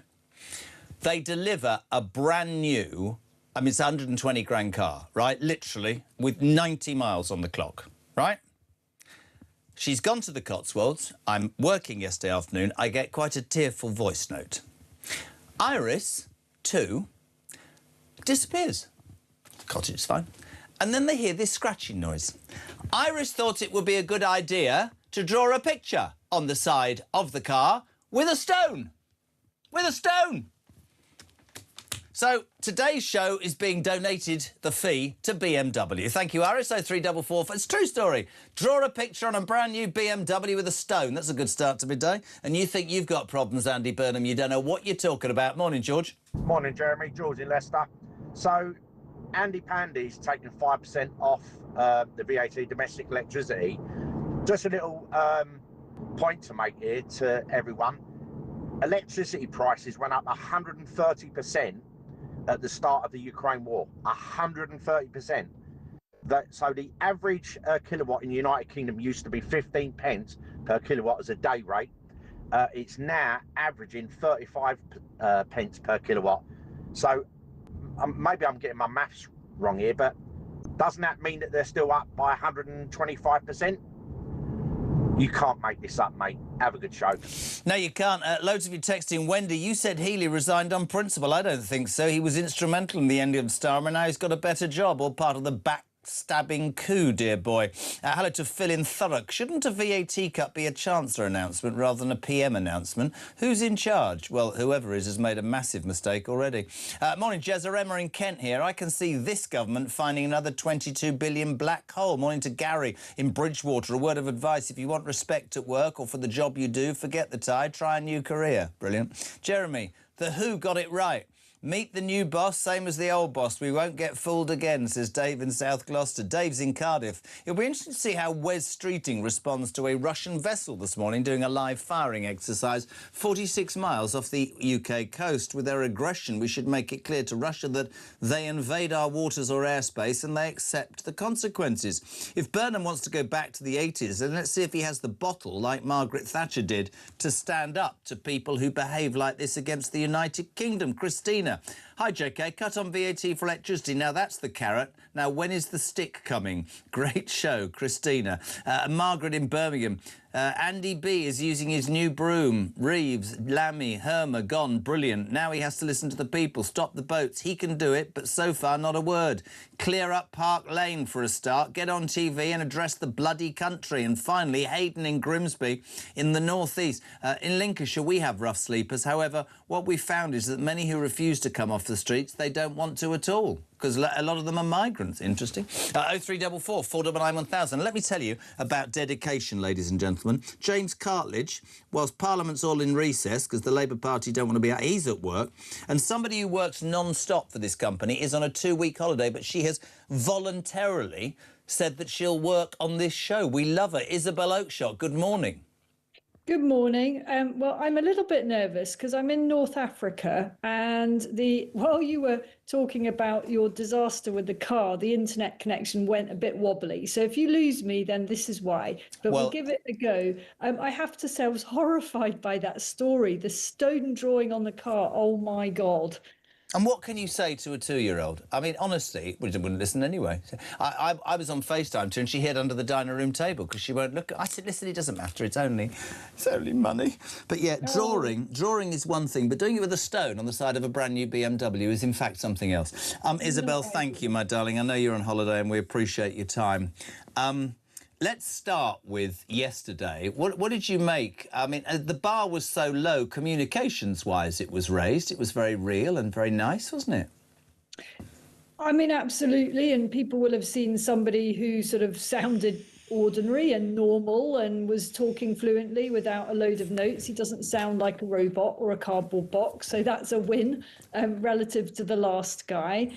I'm just very worried, really, about his agenda. I mean, I'm sure we've spent much of the programme talking about the cabinet choices, but I'm more concerned, rather than the individuals he's appointed, which is probably quite meaningless to millions of people, it's what he's talking about doing that worries me. And you mentioned about rough sleeping. I mean, it's such a strange thing for him to have, a goal for him to have set himself. He says he's going to end rough sleeping. He should know from his own experience in Manchester, where he put that at the heart of his agenda, and rough sleeping has actually gone up. Doubled. During his tenure. Doubled. This is a really dangerous thing to say you're going to do, because every person huddled in a doorway, every tented shanty town on Park Lane is going to be wheeled out as a demonstration of his own failure. So I thought, yeah, of course it's a desirable goal, but it's certainly not possible when you're not talking about dealing with illegal immigration. I mean, so many, as we saw from Samara's great report last week, so many of the people that are setting up these filthy shanties in our city centres have very questionable immigration status. And here's a question for you, all the way to North Africa. You stand up and you make... You're so right. He said that on day one in Manchester. He was interested in it. It dropped a bit. I'll be factual. Now it has doubled as he went on to other things. The truth is you then put a target on your back. And I understand we can criticise him for no detail. But the truth of the matter is, here's a question. That shanty town, that Samara's amazing report where they abused her and the cameraman because they dared to say, why are illegal migrants here? Pickpockets and the like, probably on benefits. Is Andy Burnham going to have them removed? I bet he won't, because that would upset someone on the left of the Labour Party who would be talking about how difficult it is to be a migrant. I just felt really strongly yesterday that and I know you'll agree that if you knocked on door, he goes on about postcodes, doesn't he? If you knocked on any door, north, south, east and west, I suspect that whatever your political persuasion, one of the big five, as I say, the welfare, the net zero, immigration, the rape gang inquiry, these welfare, I think that he needed to touch at least on those to say to people, even if he doesn't have a plan, I'm going to bring you something. I understand. It was all a bit vacuous, if you want me to be honest. Oh, and I think he was trying to set a sense of direction, and he does look like a guy who's rolling up his sleeves and might be in charge of a city, for example, which is exactly what he's been doing. But when it comes to the big picture stuff, I'm just genuinely very concerned about what it means for Alarm Clock Britain. He's already talking about trying to borrow more money, seeing if there's any flexibility in the rules. I mean, we're already borrowing far too much. He didn't make any reference, did he, to tackling the abuse of the welfare state, which is on such an enormous scale. He should have done that just to be a bit counterintuitive, even if he's trying to play to the left wing, hard left gallery. And the total failure to mention immigration is deeply concerning because it feeds into so many of the other problems that he will acknowledge are there. And also, let's be perfectly honest, let's call it out for what it is. The cynics amongst Britons, and there are millions, believe that the Labour Party / government are all for illegal migration because those people will be so grateful for how we wipe their backsides when they come over here that they will vote for the government that's allowed that. But I want to give you some detail that you might or might not know. The VAT announcement, he made this at 6:15. This is brilliant. And this explains to me why the British public are so on it. At 6:15, Andy Burnham, I'm on the front foot. I've announced a fresh tax cut to remove VAT from domestic electricity bills. If you are tuning in essence, this is a con. I'm just being honest. I'm not being cynical. If it wasn't, I'd say it. Your average bill is £800. VAT on domestic bills, 5%. That's a £40 saving. But of course, 13% is the rise on your electricity bill before the end of the year. So this gets announced, Isabel. John Healey, the new Chancellor, who must have been behind this, writes, today's energy tax cut will give families some breathing room on bills and provide some reassurance this winter. This will be funded from the cancelled digital ID scheme this year, helping to bring down inflation while supporting households in every postcode. And guess what happened, Isabel? Within 30 seconds of John Healey doing that, the now ex-Secretary of State for the Prime Minister, Darren Jones, unceremoniously dumped yesterday, put, good news that VAT will be cut on electricity bills. It's a simple way for families to save a few quid and to mechanically help to keep inflation a bit lower. But the digital ID programme was unfunded for information, and I look forward to the government setting out how it's going to pay for its new policies at the budget. They're arguing like rats in a sack already. Oh, that's delicious, isn't it? Yeah. That is meow. I know. From him. Somebody's not happy about being out of office. Wow. I mean, that's straight away. And then people are texting me, Isabel, going, I thought the Speaker doesn't like Prime Ministers making policy announcements. It's supposed to be in the Commons, but they won't recall the Commons because he then would have to face scrutiny. Yeah, I mean, I think this is going to become very tough for Andy Burnham very, very quickly because the fundamental realities of where we are as a country, the biggest problems we face are not the ones that he is prepared to meet head on. In fact, he's going much further to the left and solutions that will merely add to the division in our country. And I think what we've seen here is going to lay the ground for further division in our politics, which is exactly what, of course, he doesn't want. He says he doesn't want it. I believe he doesn't want it. But he's not going to govern in the middle there, is he? No. He's lurching to the left. Clearly, this is an effort to sort of further kill off the Greens. You know, the steam has gone out of the Greens rather a lot quicker than I imagine, but they still remain a significant political threat to Labour. And I think he's trying to square that off, announcing all sorts of crazy stuff, like the increase in the foreign aid budget. That's bonkers. You know, the majority of... How many ships could we buy for our Navy and how many prisons could we build for 11 billion quid spent on other countries when our own country's on its bloody knees? Unbelievable to me. I mean, that is completely and utterly bonkers. And I haven't looked at the polling on national opinion on foreign aid, but I'm pretty sure there's a very significant majority of Brits right now who are not in favour of increasing foreign aid. In fact, quite the reverse. Yeah. So I think that will really come back to bite him. And I think we're going to see more polarisation. I mean, the Tories and Reform this morning will be pretty pleased by what Andy Burnham is doing because it gives them clear ground for their own sort of policy agenda. You know, he's not stealing any Tory or Reform clothes. One other thing I would observe from yesterday, this is not the rhetoric or content from Andy Burnham that is suggesting to me that there will be any prospect of an early election. He is not planning that. If there were to be an early election, he would have had to have been utterly forced into it. I think this guy's going to go long, folks. I think we are stuck with him for near enough another 3 years. Listen, we so appreciate you taking time out. Our regards to Mr. T and enjoy your break. And thank you as ever for working so hard. Isabel Oakeshott, Talk's international editor. Morning, Caroline. Hi, Jeremy. I had to call you. Burnham is just gaslighting in a very different way to Starmer. Nothing is going to change. This has all been planned for ages. Very strange, isn't it, that Healey is now the Chancellor when he gave his notice and resigned and Starmer's government. There's many strange things. They are going to do nothing. They are still totally left-wing. And unless more people, and I'm talking about a lot more people, wake up in this country, we are in trouble. We are just sitting ducks. I don't trust Burnham as far as I can throw him. Sleeping rough has gone through the roof in Manchester. He's done, what has he done? Absolutely nothing. He's a good talker. He looks the part and people fall for it. And absolutely terrifying.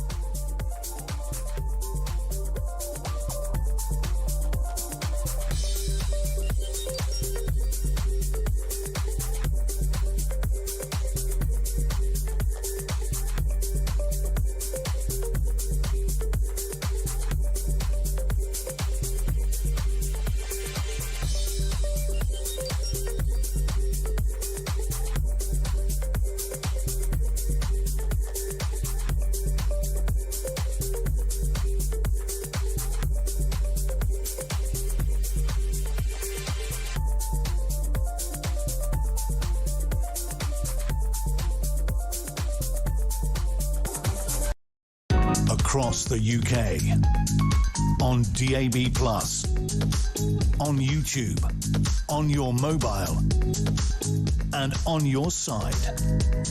This is Talk.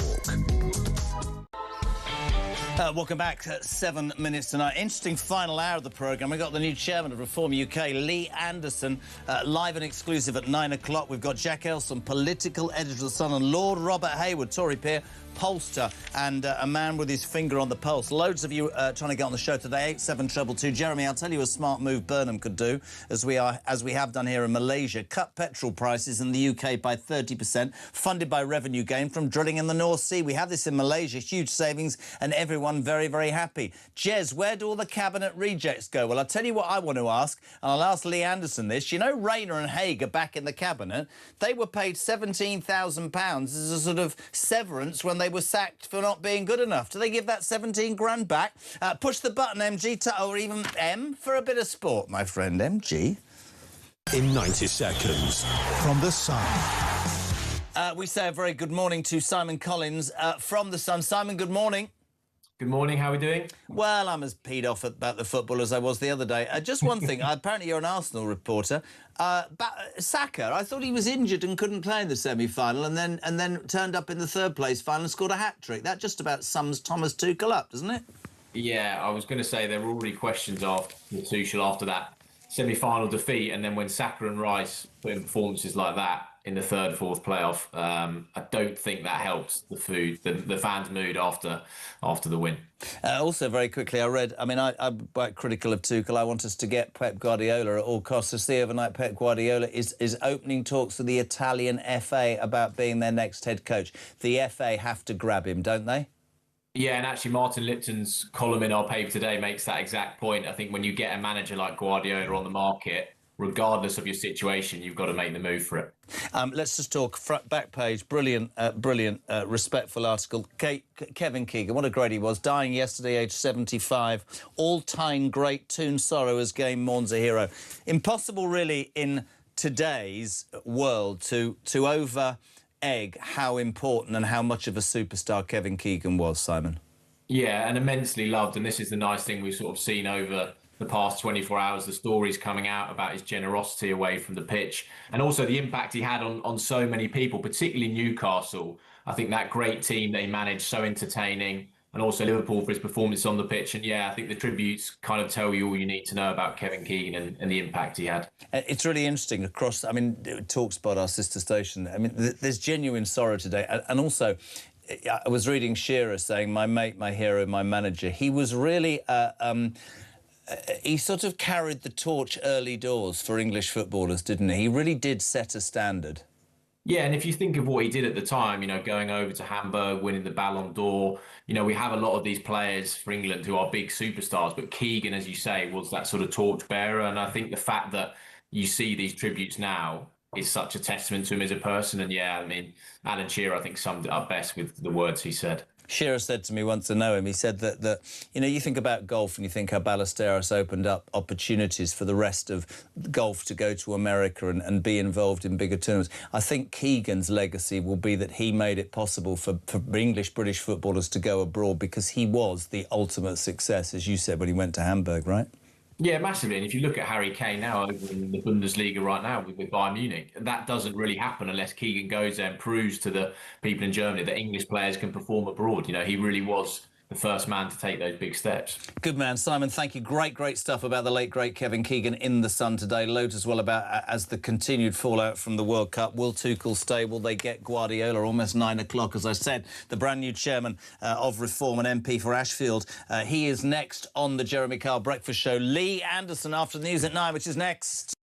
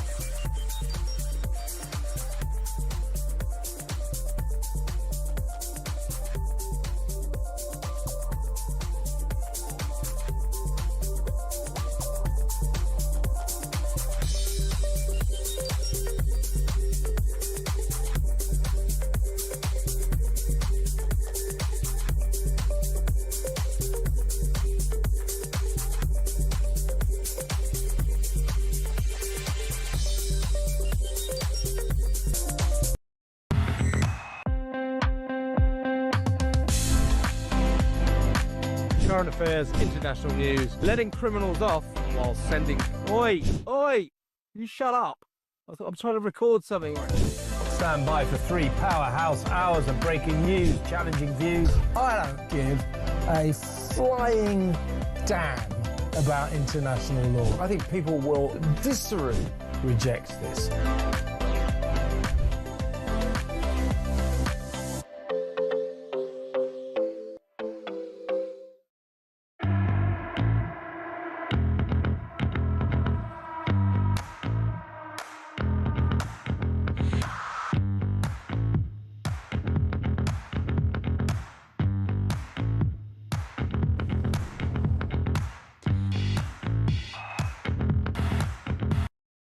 Across the UK, on DAB+, on YouTube, on your mobile, and on your side. This is Talk.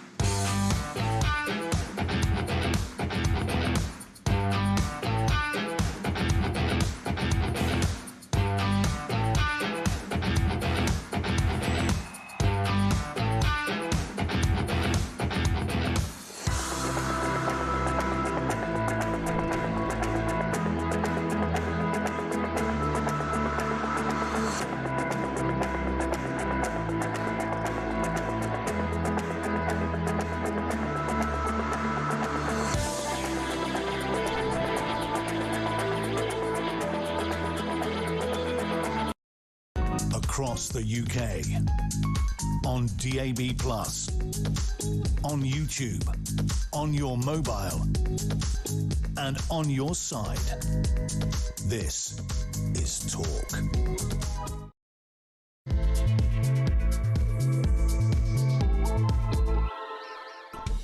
Welcome back, just gone 9 o'clock. Welcome along or welcome back to a new dawn. It's a new era. Andy Burnham, or Andy Vermin, as some of you already unfairly call him, or Andy Burden, is the new Prime Minister of the United Kingdom. Yesterday, this orderly transition saw Keir Starmer disappear off with his tail between his legs to be replaced by our Andy, who's made...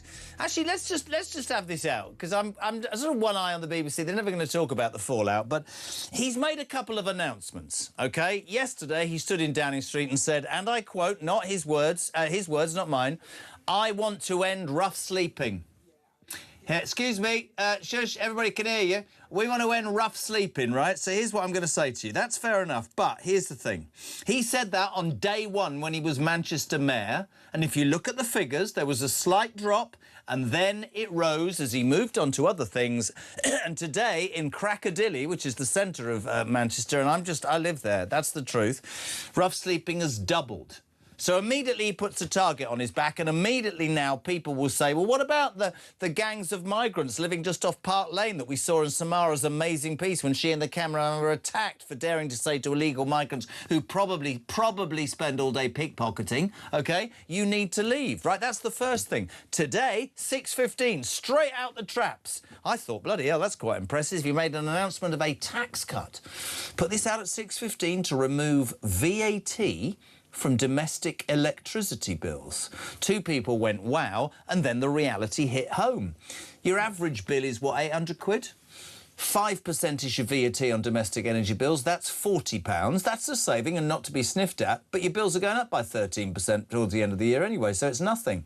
But that's the less interesting bit. The best bit is that already they're arguing amongst themselves. John Healey, it's on screen, the new Chancellor, backed up that 6:15 announcement by saying, today's energy tax cut will give families some breathing room on bills and provide some reassurance this winter. This will be funded from the cancelled digital ID scheme this year, helping to bring down inflation whilst supporting households in every postcode. And we all thought, great. But straight away, the man who got fired yesterday because he was Starmer's right-hand man, Darren Jones, bit back, and this is what he said. Great news that VAT will be cut on electricity bills. It's a simple way for families to save a few quid and to mechanically help to keep inflation that bit lower. But the digital ID programme was unfunded. I look forward to when the government sets out how it's going to pay for its new policies at the next budget. So they're fighting like rats in a ship. And I got me thinking, right? So we're going to end homelessness. We're going to cut your electricity bills, both of which are lies. What will be his third announcement? Will it be third time lucky? Will it be something that he actually is going to do and can afford? He's only been in the job 18 bloody hours. 0344 499 1000. Text to 87222. Lee Anderson, Chairman of Reform, on the way very soon. J.K. Burnham gave us zero insight into his phone conversation with President Trump. I think that tells you everything. Trump and his administration are watching very closely. Our special relationship, which is already under threat, will disappear completely if we lurch even further to the left. Be very interesting to see what happens. I have to say, Dan's in Kent. Burnham announces an end to rough sleeping. So through his plans for regional devolution, won't this be the problem for mayors and councils to tackle? Well, it goes beyond that argument, actually, because here's the interesting thing. He's going to give more powers to mayors and local councils in his idea to increase devolution, but they're the ones that have allowed the problem of rough sleeping to be exaggerated across the UK. So why? That doesn't make sense. Andy Pandy will go grey first before getting this country back on its feet, says Stevie. That's very technical. Morning, Alan. It's not Christian's dad, by the way. No DNA test here. Morning, Al. Morning, JK. Big Al from Swansea, yeah? My take on this Burnham character, well, proof will be in the pudding. It's like when the last election, everybody voted for Labour. Oh, everything but Conservative, let's vote, we don't care. It's the same with this character now. Anybody but Starmer, we give him a go. At the end of the day, we don't care what he's going to say. 2 or 3 years, we'd all vote in reform. Nothing will change our mind. It'll be the same, right, let's just get this character out. Because we don't trust him. The Uni Party, Don't trust them. But the positive for me, that hideous Lami's gone, that evil Hermer's gone, and Starmer, the worst PM in history, is gone. Good riddance, and we'll sit back and watch the circus unfold. Keep up the great show, buddy. Ta-da. I love him. Big Al from Wales. I'm delighted now. I should feel quite honoured. He owes me a pint. Next, Reform UK's MP for Ashfield and the new chairman of Reform UK, Lee Anderson. A very good morning, my friend. Morning, Jezza. How are you? Yeah, I feel good, mate. Well, I feel good. It's a beautiful day up here in Ashfield, but clear blue skies. But I think there's a dark cloud descending on the rest of the country. The cloud of Burnham. I must say, I'm going to start slightly light-hearted. There's a wonderful meme going around, which I talked about earlier, and it's got the king shaking the hands of Andy Burnham, and it says, Andy Burnham. The last time I said that was when I got my brother to deal with his porn stash, which is actually quite funny. Anyway, there we go. Lee, my friend, today, we sort of look at what happened yesterday. We talk about communication. The bar was so low, OK, that yes, it seemed to be quite orchestrated nicely and fine, but we'd start to dig beneath the surface. And it amazes me. You can talk about rough sleeping, you can do his VAT thing I've already talked about today. But if you knocked on any door in your Ashfield constituency, you and I both know, people will want to know about immigration, the welfare budget, net zero, a rape gang inquiry, and the things that really matter, like the cost of living.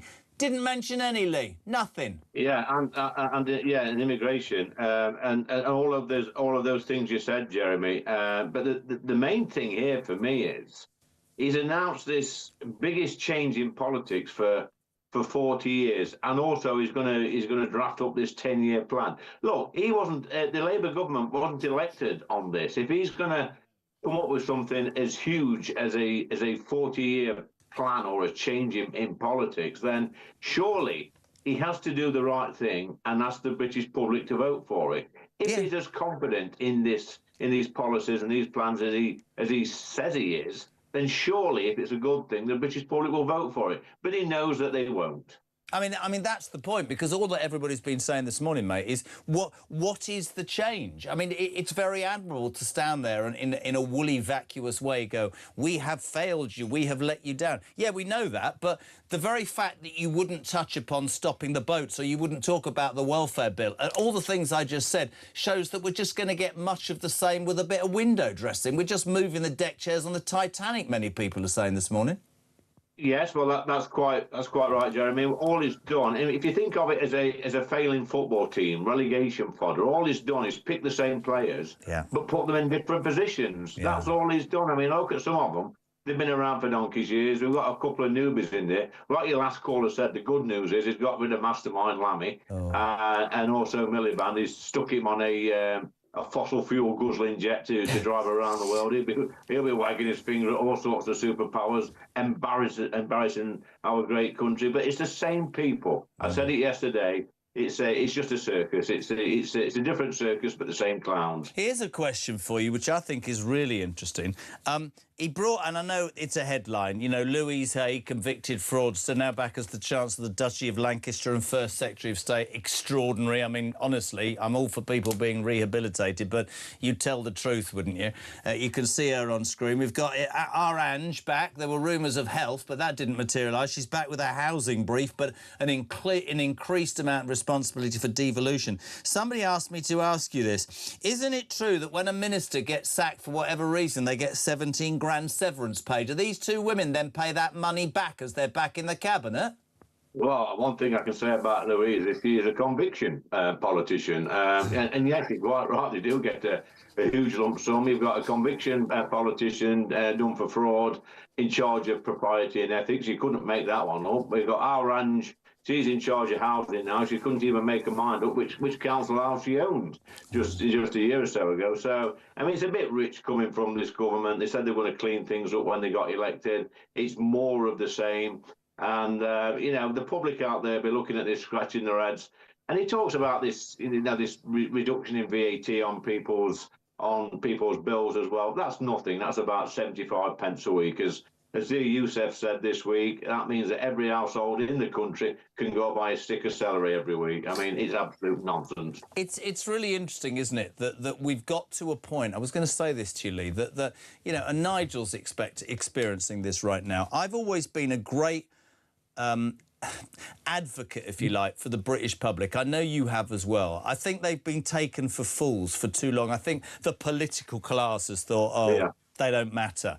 I think, you know, the expenses scandal woke people up. I remember reading, Lee, for ages, oh, the British public don't. The silent majority have worked out their voices to be heard. And I bang on about this every single day. That VAT announcement this morning is absolute living proof. You think you're going to get away with saying, we're going to get rid of VAT at 5%, that's 40 quid or whatever.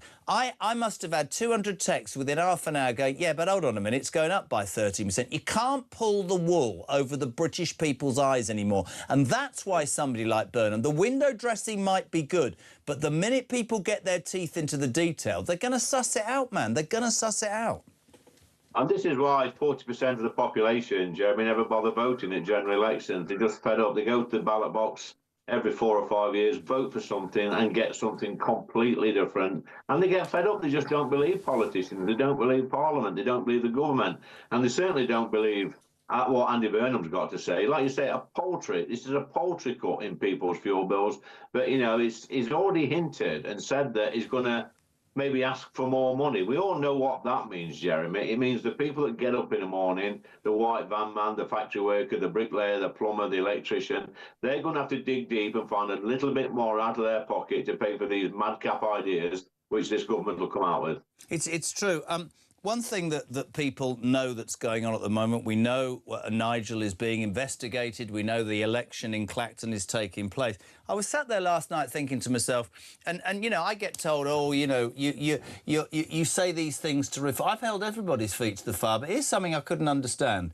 How can the Labour government or the establishment criticise reform for taking a donation from George Cottrell, who is he was convicted for wire fraud, but he served his time, when they've just put a convicted fraudster into the cabinet? It's a bit duplicitous, isn't it? It's unbelievable. And you just touched there, Jeremy, on Clacton. I was in Clacton yesterday and a few days ago campaigning with Nigel, knocking on doors, talking to people in the towns and villages. And you know what? All this nonsense that's been spun out in the media and by the Labour Party and the Tory Party at the moment about Nigel and reform, it didn't get mentioned once on the doorstep. Not a single person, even the people that don't support us, never mentioned it once. So, you know, it makes what you are they wonder mentioning, Lee? What? Because I think this is where we should all be at politically. You tell me, you were in... What are people on the doorstep saying? I suspect I know, but what are they talking about? Well, I spoke to a white van man yesterday, an heating engineer, and he spoke about, he was furious that he was getting up at 5 o'clock in the morning every day, coming home at 6, 7 o'clock at night, doing a shift, working 6 and 7 days a week. And he was furious as to where his taxes was going, paying for illegal migration, paying for people on benefits, paying for DEI, diversity roles in public services. This is typical, Jeremy, of people all around the country who are working hard and they want value for money. And at the moment, their money is being spaffed up the wall on silly little government projects. It's being spaffed up the wall on illegal migrants. And they're furious. Yeah. They're absolutely furious. They want the government to spend their money wisely. And if there's one thing the government can't do, is spend money wisely. There's a thing that always comes out when I'm doing this as well. You'd know this from your experiences in the job, but I get people saying to me a word, the same word every day, unfairness. There's a lack of fairness in the way the system is. And we can have arguments about how easy it is for people to get here or how we wipe their backsides and lay out a benefits. I mean, yesterday, in one of the last things the nasal night did, they agreed to double foreign aid and to 11 billion quid, right? We've got no ships, we've got no bloody prisons. And I hear everyday people going, oh, this is a good thing. No, it's not. It's an absolute... To me, the British people are going, sorry? We've got problems here. There's 11 billion pounds, Lee. That's 11 billion quid you could spend. It's ludicrous. 11 billion pounds straight away, and it's a shocker, Jeremy. But it did something, you know, not as bad, but you know, something that left a bitter taste in my mouth last week. Is he made Sadiq Khan, Sir Sadiq Khan, a lord, so you can watch this space on that one. That was a final kick in the old whatever for the British public. There's a man who single-handedly, in my opinion, destroyed London, absolutely ruined our beautiful capital city. He gets made a knight and now he's a lord. I mean, it's just, they are taking the mick out of the great British public. But this is what I want to ask you, though, this because you know this, your fingers on the pulse, you're there in your constituency. The average, you know, the alarm clock Brits, the one we broadcast to every day, the people that we all talk about, do you not feel that all politicians, most politicians, I should say, underestimate the British public? Because I've never underestimated them. They're either with you or they're against you, but they're bloody solid and they're bob on usually, to be fair. Yeah, 100% there, Jamie. The British public, I would say the silent majority have got the loudest voice at the ballot box. Look, nobody wanted a Labour government. The British public didn't really, but they wanted a Tory government even less at the last election. And they went out in their millions and punished the Tory party for 14 years of failure. We got 4.1 million votes at the last election. We had no money in the bank. We had not a very good infrastructure. And, fast forward 2 years, the British public are listening to reform. We swept the board at the local elections in May. We did the same next year. We're up for 10,000 seats in the elections next year. And people are slowly but surely listening to this third party that's come along and actually speaking their language. It's not difficult, Jeremy. I come home every weekend, go to my local pub, go to the clubs, go to my shopping centre, meet people, do my surgery, listen to real people in the real world, and then go back and ask the questions that they're asking. And the problem we've got with Parliament, it doesn't represent the country. They're too busy lecturing people, wagging their finger at people, telling people what they should think and what they should do. It's all wrong. What do you make of the number 10 up north? What do you make of that? Is that just window dressing, or is that a good thing? I mean, what's it going to actually achieve? You know, we've got mayors we've got mayors all over the country. We've got local councils all over the country. You know, we've done all this. I mean, why have a number 10 in the north? It makes no sense at all, unless that is that Andy Burnham doesn't like coming to London. Or working from home, as somebody said. So the message is for people, from you. Keep challenging. I mean, that VAT thing is classic this morning. You've got to... what I don't want, I don't care what your political persuasion is, not you. I'm talking about the public. I don't want us anymore to be a nation that just accepts stuff and then realise before it's too late that these politicians... I'm afraid there's a lot of BS. There is. And they need to be honest with it. I said to somebody the other day, do you know what I want in a politician? I want somebody to stand in front of me and go, just before we start, I'm not squeaky clean. I've been married twice. I've done this. I'm sure I'd smoked a joint at some point. I probably got drunk a couple of times and won a couple of bets. But here's what I'm going to say. There's a plan, right? I'm going to explain that plan to you. I'm going to stand on that plan. I promise you, if I get elected, I'm going to do that plan. If I fail, I'll walk, and if I don't, we'll carry on. But I'm going to be honest with you, day in, day out, the good, the bad and the ugly. To me, politics has just become, Lee, all about, if a focus group says do this, you'll do it. No conviction, nothing from here, man. That's what I want. That's what I think the British public want. Yeah, of course they do. They want straight talking. They want people to be honest. And if you make a mistake and you hold your hands up and say sorry, most of the British public will accept that. We are a very tolerant people in our great nation. We understand that, you know, people do have problems. Sometimes they do make mistakes. Sometimes we do get it wrong. But just be honest and do your best and put the British people first. And you spoke earlier, Jeremy, about fairness. And it is unfair, our society, but it's people are looking, especially in places like Ashfield, where I represent, they look at the amount of money we're spending on illegal migrants. They look at the amount of money we're spending on benefits. They look at some of the illegal migrants coming over and committing awful crimes, and nothing seems to get done about it. And it's their money, it's their hard-earned cash that's paying for all this. Couldn't agree more, mate. Listen, great to have you on. Enjoy Ashfield. You're on recess, but you're out there doing the business. Yeah, I mean, you shouldn't be on recess. We should all be in Parliament talking to the new Prime Minister, shouldn't we? Exactly right. He's faced no scrutiny, Jeremy, since he got elected. He's dodged and dived away from the media. He's not done the PMQs. I've not seen him in the chamber. And probably the first time he does get any scrutiny will be the first week in September when we're back. We're only back for 10 days, and then we've got another 3 or 4 weeks off for conference recess. So really, he's not going to face any sort of real scrutiny until the middle of October. It's crazy. Mate, great to have you on. Thank you so much indeed. Brilliant. Lee Anderson, Reform MP for Ashfield and Chairman of Reform UK. Great to have him on Jeremy Kyle's Breakfast Show. 0344. Why am I tearing that up? 499 1000 for your calls and your voice notes. 87222. Start your message with the word talk. Because we mentioned Nigel Farage and discussed the doorsteps issue in Clacton. Lee brought it up there. I have to provide you with a candidates list. The by-election is not the 17th of July. The by-election is on the 13th of August. The 13th of August is the by-election. Here is a list of all the candidates. It is long, but I've got to read it straight. Joseph, 77 for the Independents. Adam Akatip, the Forward Party. Count Binface, the Count Binface Party. Nick, the Incredible Flying Brick, the official Munster Roving Loony Party. Tony Kane is an independent. Woke Trump Kazi is an independent. William Stewart James Colston for the Social Democratic Party. Rhys Cohn is an independent. Glenn Charles Cummings is an independent. Martin Davis, Freedom Alliance, Real People, Real Alternative. Andy Earlham, an independent. Nigel Farage for Reform UK. Atia Fard, an independent. Lawrence Fox, the Reclaim Party. Tony Francis is independent. Robin Green, independent. Abby Hookway, independent. Howling Lord Hope from the official Monster Raving Loony Party. Stephen Richard Ingram, an independent. Amy Morris, an independent. Derek Norbert and Morris is an independent. Michael Noel O'Keefe is an independent. Martin O'Brien is an independent. Nick Pellis, an independent.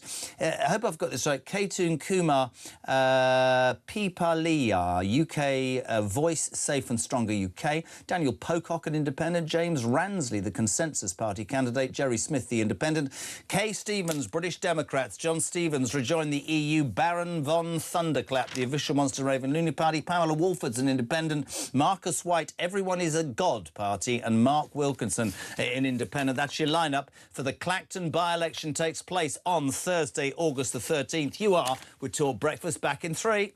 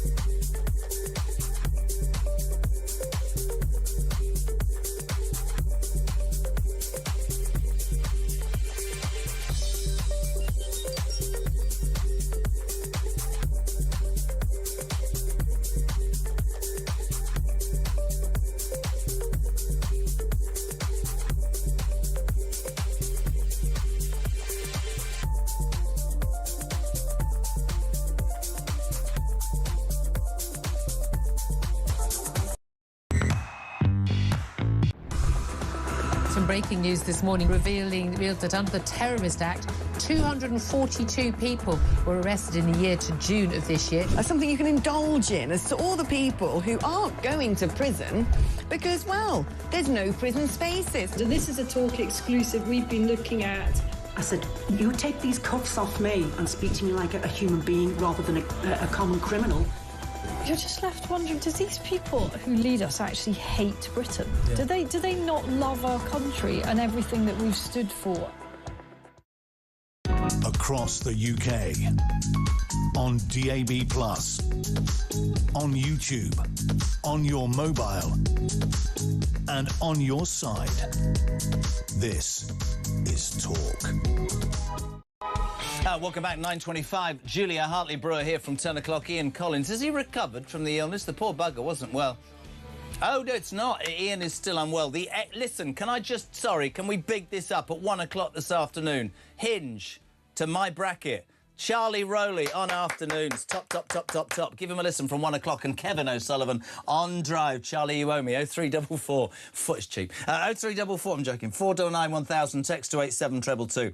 Let's say a very good morning to a man who's been studiously ignoring me for 2 weeks because apparently he's far too busy and forgets that I actually got in the job in the first place. Jack Elson, political editor of The Sun. Good morning, dear boy. How are you? Yeah, very well, thanks, Jeremy. Didn't have much sleep last night. I was up to the early hours with Andy Burnham's big by-election. But you know what? I was very tempted to. So I'm getting loads of feedback here. I was very God. It's awful. I've never been in it like this before. I can hear myself speak on like a 5 second. So delay. now you know what hell we go through. Well, what I was going to say is that I was very tempted to mention one of the candidates in that by-election, so you'd have to read out all those ridiculous names again. But I thought, obviously, I wouldn't do that to you. But no, it's been a busy day. It's going to be even busier. So the good thing about the list of elections, I love your honesty, and this is how this show will always be. The good thing is that if you read them once, we record it. But did anybody pick up on the most ironic thing?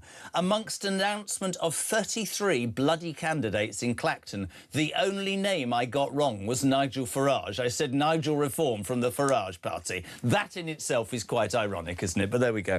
Well, if he loses now to Screaming Lord Such or whatever the monster raving loony chap is, then you've only got yourself to blame. Yeah, it'll be my fault, Jack. Yeah. Some would say a monumental day yesterday. I know you've seen a few.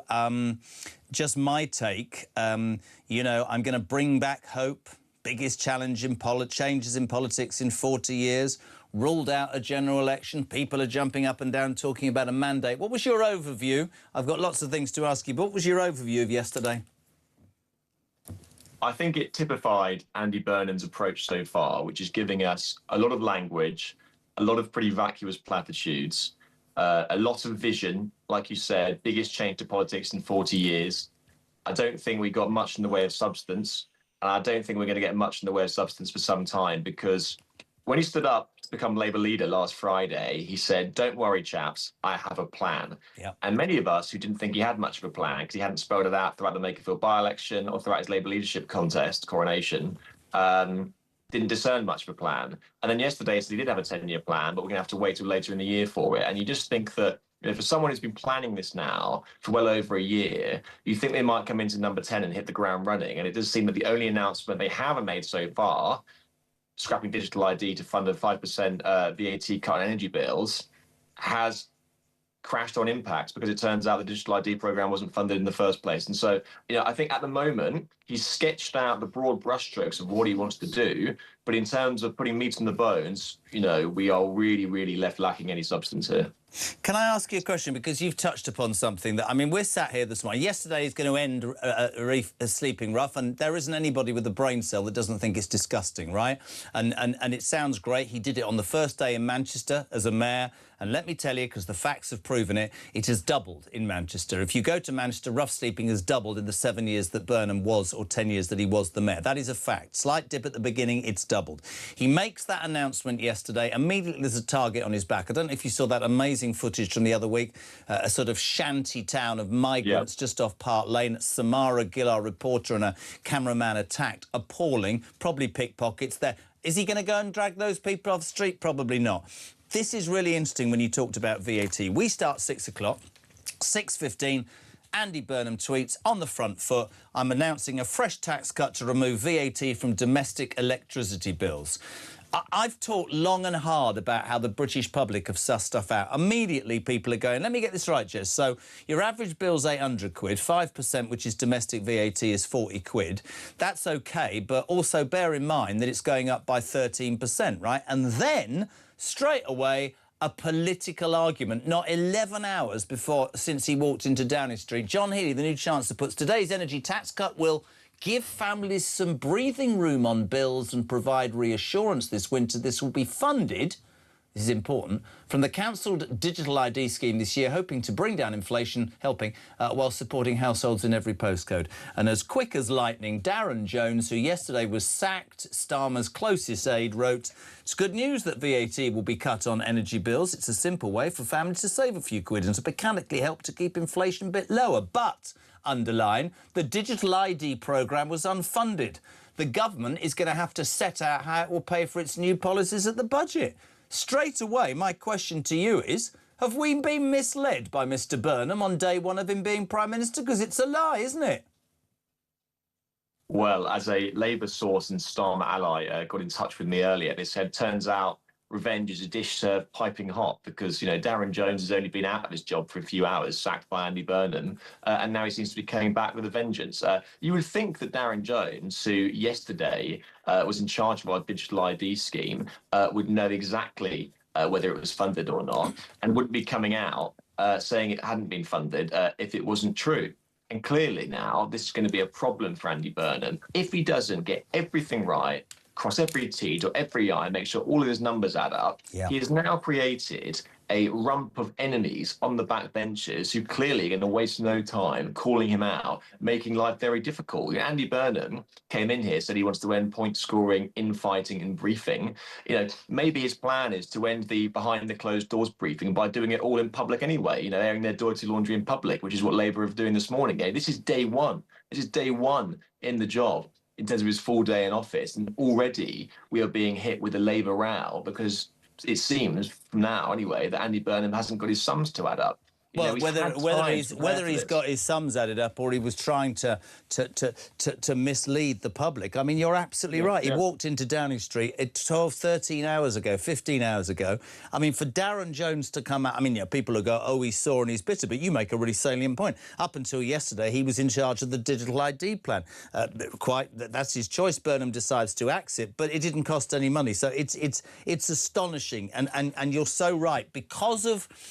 You know, for me, because of the way the British public saw the Tory 14 years end, where we ended up, I think, most of us thinking we don't believe a word you say, you don't do what you're going to say. I think there was massive scrutiny on Starmer. I think he made some huge mistakes. I don't apologise for this opinion. I think he was out of his depth. Probably there isn't a shred of sympathy because I know what he did to our veterans. It does my head in and our pensioners. I can't have it. But this guy, you would expect, as you said, everything to be just razor sharp, sorted out, organised. Day one for... I mean, what about the Speaker? I'm waiting for the Speaker to say to him, hold on a second, policy announcements should be made through the House. You wouldn't come to the House and face scrutiny. You're doing it all through the press. He's going to get an absolute telling off as well when he gets to the Commons.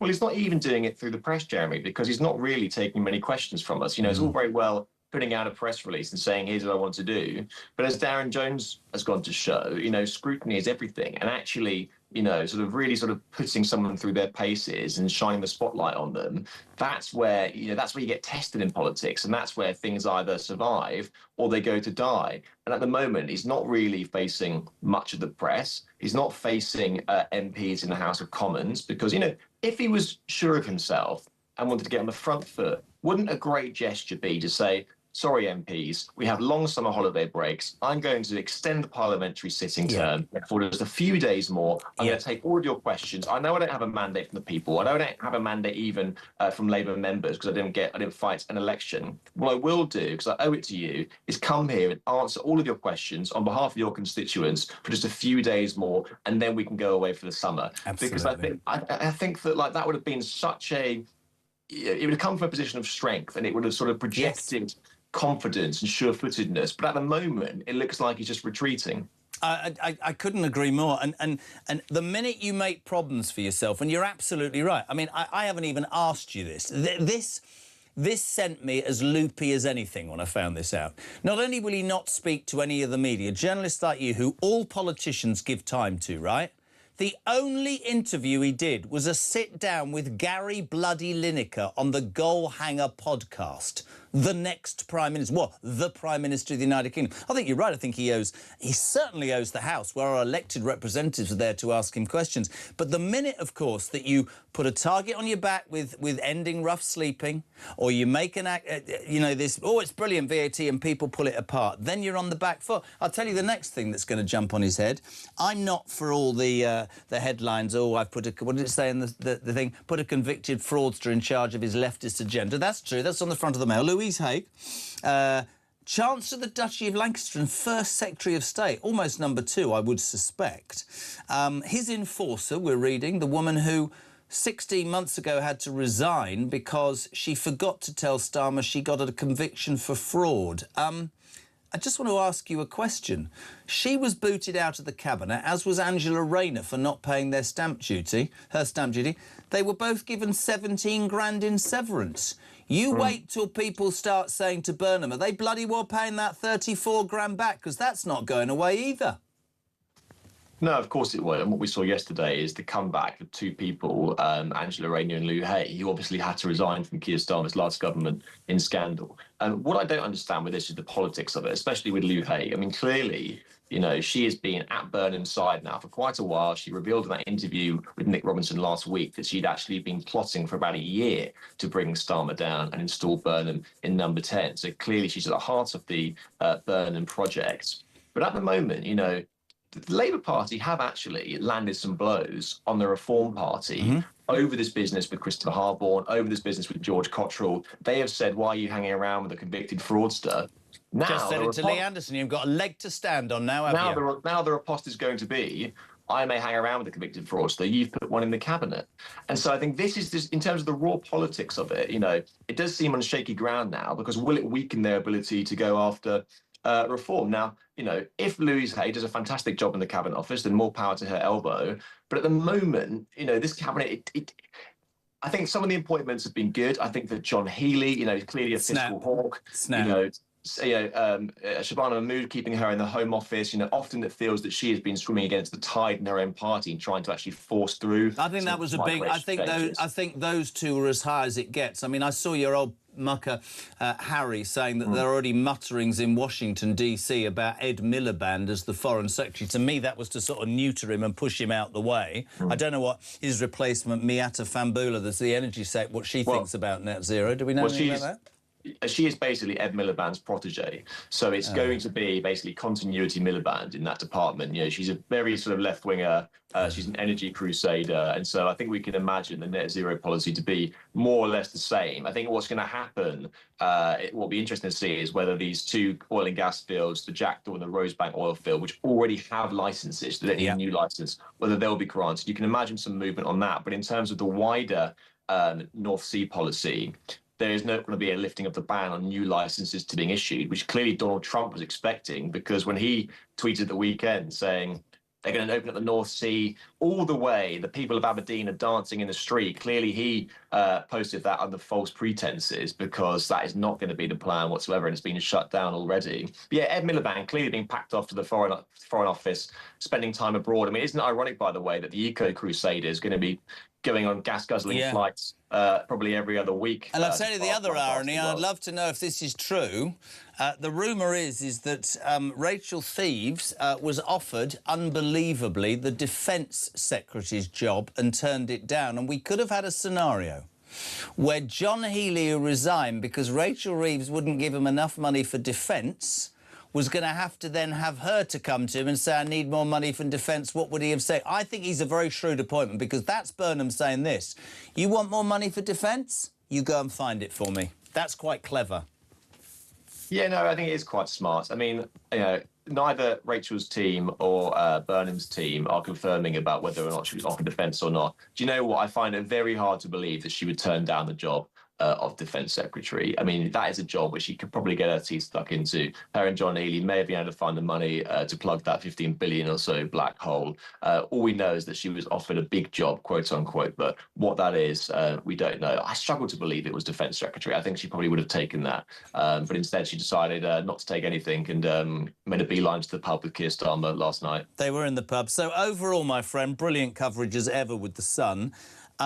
We don't want to be cynical. We're patriots. We want our country to succeed. But for me, yeah, the communication is better. Anything would be better communication than Starmer. How long do you give him? Do you think he can change British politics, or will he crash and burn them? See what I did there? Because actually, he's going to be in as much hock to the different factions of the Labour Party as Starmer was, because there's so many different factions that's what happens.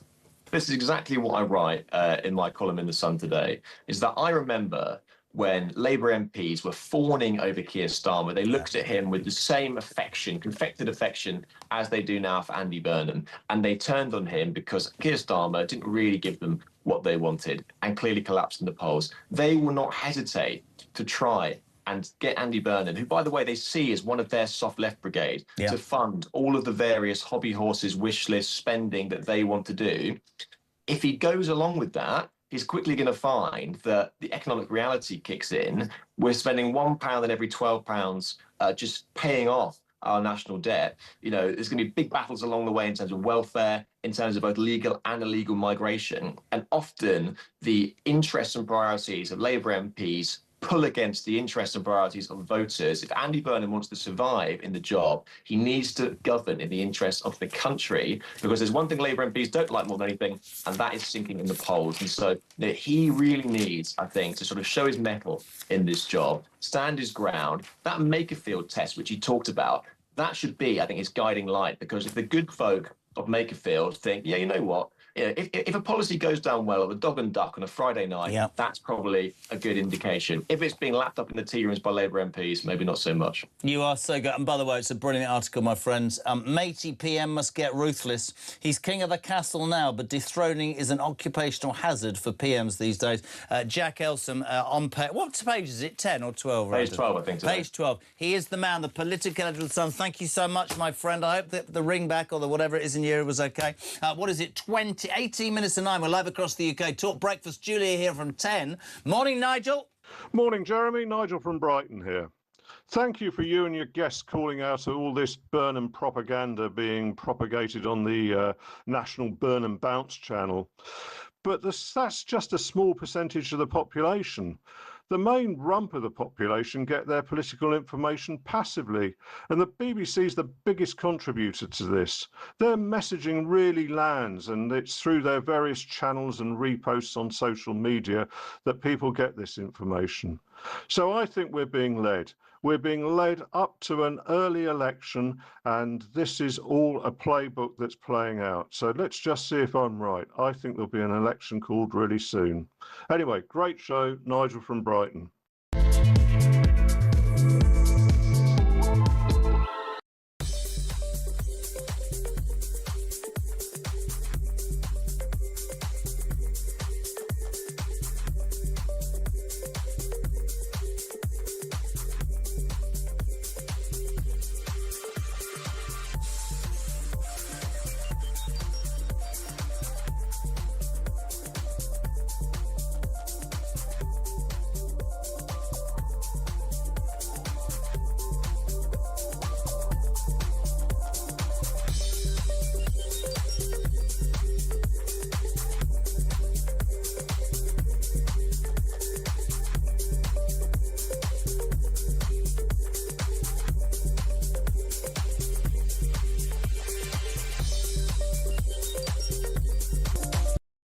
Across the UK, on DAB+, on YouTube, on your mobile, and on your side. This is Talk. Welcome back. 9:45. We're live across the United Kingdom. Talk, of course, the home of common sense and the home of you, the alarm clock Brit. Thank you for tuning in today. Loads of you texting. JK Carl from the Lakes up north. It's not really, though, is it? If Burnham wants to stop rough sleeping, can I make a suggestion? Why doesn't he deport immigrants from this country, get them out the hotels and the HMOs and put our homeless people in there? Do you know what? What a shockingly simple, commonsensical approach. Imagine that actually happening. Hi, Jez. Since Labour took the reins, my council tax has increased by over 10%. My energy bills by around 24%. My food bill by 15%. Diesel by 15%. And my salary has gone up 2%. Scrap net zero. Scrap foreign aid. Scrap benefits for anxiety. Scrap Motability for anyone that isn't physically disabled. And stop benefit payments for anyone that hasn't paid any bloody tax. Stick sick to the back teeth of paying for vanity projects and nice-to-be-nice payments. What a fantastic summing up, Steve, of where we're at. Burnham entering number 10 reminded me, says Sandra Harris, of Love Actually, when do you remember when old Hugh danced? I don't know if he can dance. I can't, so I'm not to judge. I look like... No. Diane Park in Huddersfield. Is she in a park in Huddersfield, or is she called Diane Park? VAT off fuel bills is peanuts, which needs to happen... What needs to happen is cancel standing charges, which are more than the electric I used. Morning, Jez. Hearing your tale about Iris and your car, my son in his early teenage years cleaned my car with a scouring pad. Exactly what can you say, says Debbie in Redhill. Not a lot. If you were tuning in, my daughter yesterday decided to draw a picture. Apparently she's away with her mother and brother and grandparents. My wife phoned me up. She decided to draw a picture on the side of a brand new BMW with a stone, and nobody noticed. Brilliant. So today's show fee has been donated to BMW UK. Morning, Jez. How long will it be until Andy Pandy is blaming Mrs Thatcher for a fiscal black hole, says Bert in Tooting? Not long, I suspect. My friend Rob's in Burnley. In the absence of a general election, I've tried to give Burnham the benefit of the doubt. Seems a more relatable bloke than Starmer. He made a mistake. He made a speech about mistakes being made. Seems to be a bit more honest. Yeah, that's fair enough. Didn't start too well today, though, did he? Johnny S. I don't know why people do that. Johnny S. from up north. Everybody's down saying up north. He's in Ipswich. Is he? I don't know. When Crashen Burnham says he wants to bring the greatest change in years, why has no one picked up on that? If we have a Marxist revolution, that would be a great big change. His words are worryingly empty. And finally, Deborah, good morning. Gary Phyllis, good morning. And John, who says, I hope it's not a bad omen and history repeating itself, having John Healey as the new Chancellor. The last Healey Chancellor, very good, had the UK begging the IMF to be bailed out because we were skint. Maybe Burnham is right and we are going back to the 70s. John from Wapping. Dennis Healey, of course, he of the eyebrows, was the Chancellor when we went hand in cap, or cap in hand, I should say, to the IMF. Let's go now. Delighted to have him on. My next guest, Lord Robert Hayward, Tory peer, pollster and political analyst. A very good morning to you, sir. How are you? I'm good, thanks. And you? Well, I'm all right. I'm in a studio that's akin to a sauna. It's a bit hot, but we're getting through it. Thank you very much indeed. Your take on yesterday, Robert, an extraordinary day politically. I was saying earlier that, you know, presentation-wise, the bar was so low that I think it could only have been improved by Andy Burnham, but it seems already this morning a few things are falling by the wayside. Absolutely, I'd agree with that. We had what seemed like half of London in Downing Street being hugged and kissed and all the rest of it. And then the other half of London seemed to be inside the doors of number 10 Downing Street, clapping him into the office. When you become Prime Minister, you face a series of difficulties, but Andy Burnham had the opportunity to prepare for them. And yet, as you've just identified, there's a series of errors that have already been made, and several of them shouldn't have been made. The rough sleeping figures, the comments in Darren Jones, revenge from somebody who's been sacked, and an interesting change in structure, which you identified, which is that Louise Haigh, as cabinet minister, is being listed as the number 2 in the list of cabinet ministers. First Secretary of State. Yes. Traditionally, we have regarded the 4 key officers of state as Chancellor, Home Secretary, Foreign Secretary and Prime Minister. We suddenly have a very different structure, and that has a lot of implications as well. It's interesting, actually, because you're right. We haven't had word yet about Deputy Prime Minister. I wonder whether there'll be one, whether it will be that Louise Haigh, you know, in essence, just accedes to that role. I touched upon this with Lee Anderson from Reform, and this is a straight-down-the-middle comment. There's no doubt that Nigel Farage has felt a bit of heat recently about that donation. He says it was before I became an MP and awaits the Parliamentary Standards Committee, which, of course, is made up of Tories, Liberal Democrats and the Labour Party and no Reform. But there we go. But it's very interesting for me that you just made the point, you know, you had long enough to sort this out, mate, right? You had long enough. The minute you stand on the steps of Downing Street saying, I'm going to end rough sleeping, everybody's going to look at your record in Manchester. It's doubled. The minute you say, I am cutting VAT off domestic electricity bills, it'll save you £40, then people dig because they're switched on and they go, but you're raising it by 13%. You've misled us already. And then we come to Louise Haigh and Angela Rayner. Explain to me how anybody in the Labour Party, Robert, is going to be able to attack Nigel Farage for having a relationship with George Cottrell, who, yes, committed a crime and served some time in America, when he's put a convicted fraudster at the very, not only the heart of his government, but possibly the second most powerful politician in the United Kingdom.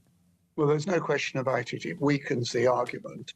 Obviously, Nigel Farage will use it. The Standards Committee has to take a view in relation to it. But it certainly provides Nigel Farage, Lee Anderson and Reform with an immediate response. Yeah. And you're absolutely right in relation to that. The other thing, when you form a government, you have to plan on the basis that some people will either not want the job they're offered, or they'll just say, no, I don't want a job, or whatever. What is striking about this reshuffle is that, in effect, virtually, if not all the Starmer aides have been removed and a new group of people brought in. When Liz Truss did much the same thing, it was all her mates. I warned at the time she was making a rod for her own back by not having a broad enough spectrum in that government. And I do fear genuinely that Andy Burnham seems to have almost made exactly the same error. We'll get rid of all the Starmerites, which leaves them on the backbench to plot. And this morning we have seen Darren Jones make that comment. I mean, if anybody is just tuning in, I have to repeat this because Robert's right. I mean, it started with an announcement at 6:15 from Burnham. You know, I'm cutting VAT from domestic electricity bills. Straight away, John Healey, the new Chancellor, said this is fantastic. It will give families breathing space and reassurance and, you know, every household, blah, blah, blah. Straight away, not 16 hours after Burnham walked into Downing Street, he sacked lots of people, one of them Darren Jones, the Secretary of State for the Prime Minister, Starmer's greatest ally, when good news that VAT will be cut on electricity bills. It's a simple way for families to save a few quid and mechanically to help keep inflation down. But, and this is the important bit because he was all over it, digital ID was unfunded. This government will now have to set out how it will pay for its new policies in the next budget. I mean, that is a knife between the shoulder blades within 16 hours, isn't it? Absolutely. And that's the sort of thing I'm afraid politicians have the opportunity, which other people in society don't have, because they've got access to the media. They can let their complaints go public at a rapid rate of knots. And this is precisely what's happened here. And you will see that there's this group of sacked ministers, because there may well be more. We don't know. You know, I'm sorry, actually, that Jenny Chapman's gone in the Lords, but that's a... I had Sam Rushworth on an MP at 7 o'clock, good enough to come on. I think Bishop Stortford, I think, is Bishop Auckland is his constituency. I wouldn't say he was lukewarm, but he wasn't effusive in his praise. And he said, you know, this new government that's engineered itself in place and got rid of so many is going to have to explain itself to the British people. Absolutely. And this is the difficulty. Any reshuffle leaves aggrieved people. But if you set about having a complete block of aggrieved people, which is what appears to be the case here, then you are guaranteed to be heading for all sorts of problems. Just quickly, as a pollster, and you guys as a pollster, there was a report yesterday or the day before that there'd been a Burnham bounce. He'd been up 5% and Labour was level with Reform for the first time in months. Is that him? Is that naturally, thank God, Starmer's gone? Do you believe that Reform are on the dropping down and Labour are on the rise, or is that a false look? Just your view on that, Robert, quickly. It is. There's no question the thank God Starmer's not there factor will work in Andy Burnham's favour. There is a steady apparent decline in the Reform vote. Whether the Burnham bounce lasts, I'm not so sure, given the way we've started already. I have serious doubts. How long do you... I mean, you're a Tory peer, you're an experienced man. How long do you... I mean, I think the shine will be off by Christmas, and I'm not being cynical because I'm a patriot. I want my country to succeed. What's your view? Is he in for the long term, or is he actually in a precarious position because of how he got the job in the first place? I wanted Starmer to succeed in the interest of the country. I want Burnham to succeed in the interest of the country. But I'm afraid, given the way we've started, that's not a good omen at all. And I think unless we see real changes, that bounce will erode by Christmas, if not before. Lord Robert Hayward, thank you so much. It's always an absolute pleasure to have you on. Tory peer, pollster and political analyst, talking there about how Andy Burnham has had a year of plotting, said Lou Haig, to get Starmer out and Burnham in. We know that Burnham's people wanted Starmer to stay till the end of the summer so he could be even more organised. But look, we're going to get a plan later in the year already this morning. That problem with VAT, infighting. Yesterday put a target on his back with, you know, cutting rough sleeping completely. But he apparently knows best. It's just going to be very interesting how this all folds out. And listen, on this station as ever, you know, the home of common sense, we will ask those questions. We're not trying to get off on the wrong footing with Andy Burnham, but it could be said about the VAT cut this morning that he's already misled the British public. Is that what you think? 87222. Start your message with the word talk. Back in 3. Don't go anywhere.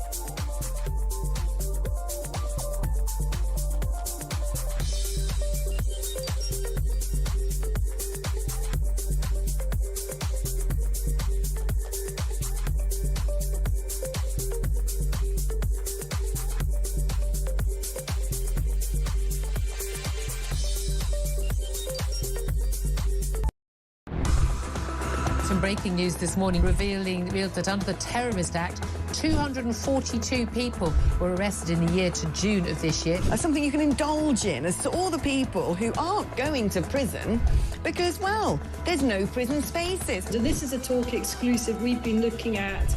I said, you take these cuffs off me and speak to me like a human being rather than a common criminal. You're just left wondering, do these people who lead us actually hate Britain? Yeah. Do they not love our country and everything that we've stood for? Across the UK, on DAB+, on YouTube, on your mobile, and on your side. This is Talk. Welcome back to the First Lady of Talk has arrived into the shower. What's it be, honestly, I've brought the aircon with me. Christ. I brought She's the got cold the aircon wind done with by me. her. It's been like 20... it's not funny. You're I supposed to be know, I feel for you. I feel for you. This is HR, she's felt for me. HR, quick. It's a very small glass box mate. to have. And that no screams roasting. It burns your back. But anyway, listen. Anything else you want to moan about? No, not Anyone at all. would think you were cleaning the streets or down the mines, you moany mini. It's bloody hard being at Coalface. Very hot. But don't sitting worry. in a comfortable seat in a lovely building. Andy's arrived and he cares about us Northerners. What do you make her yesterday?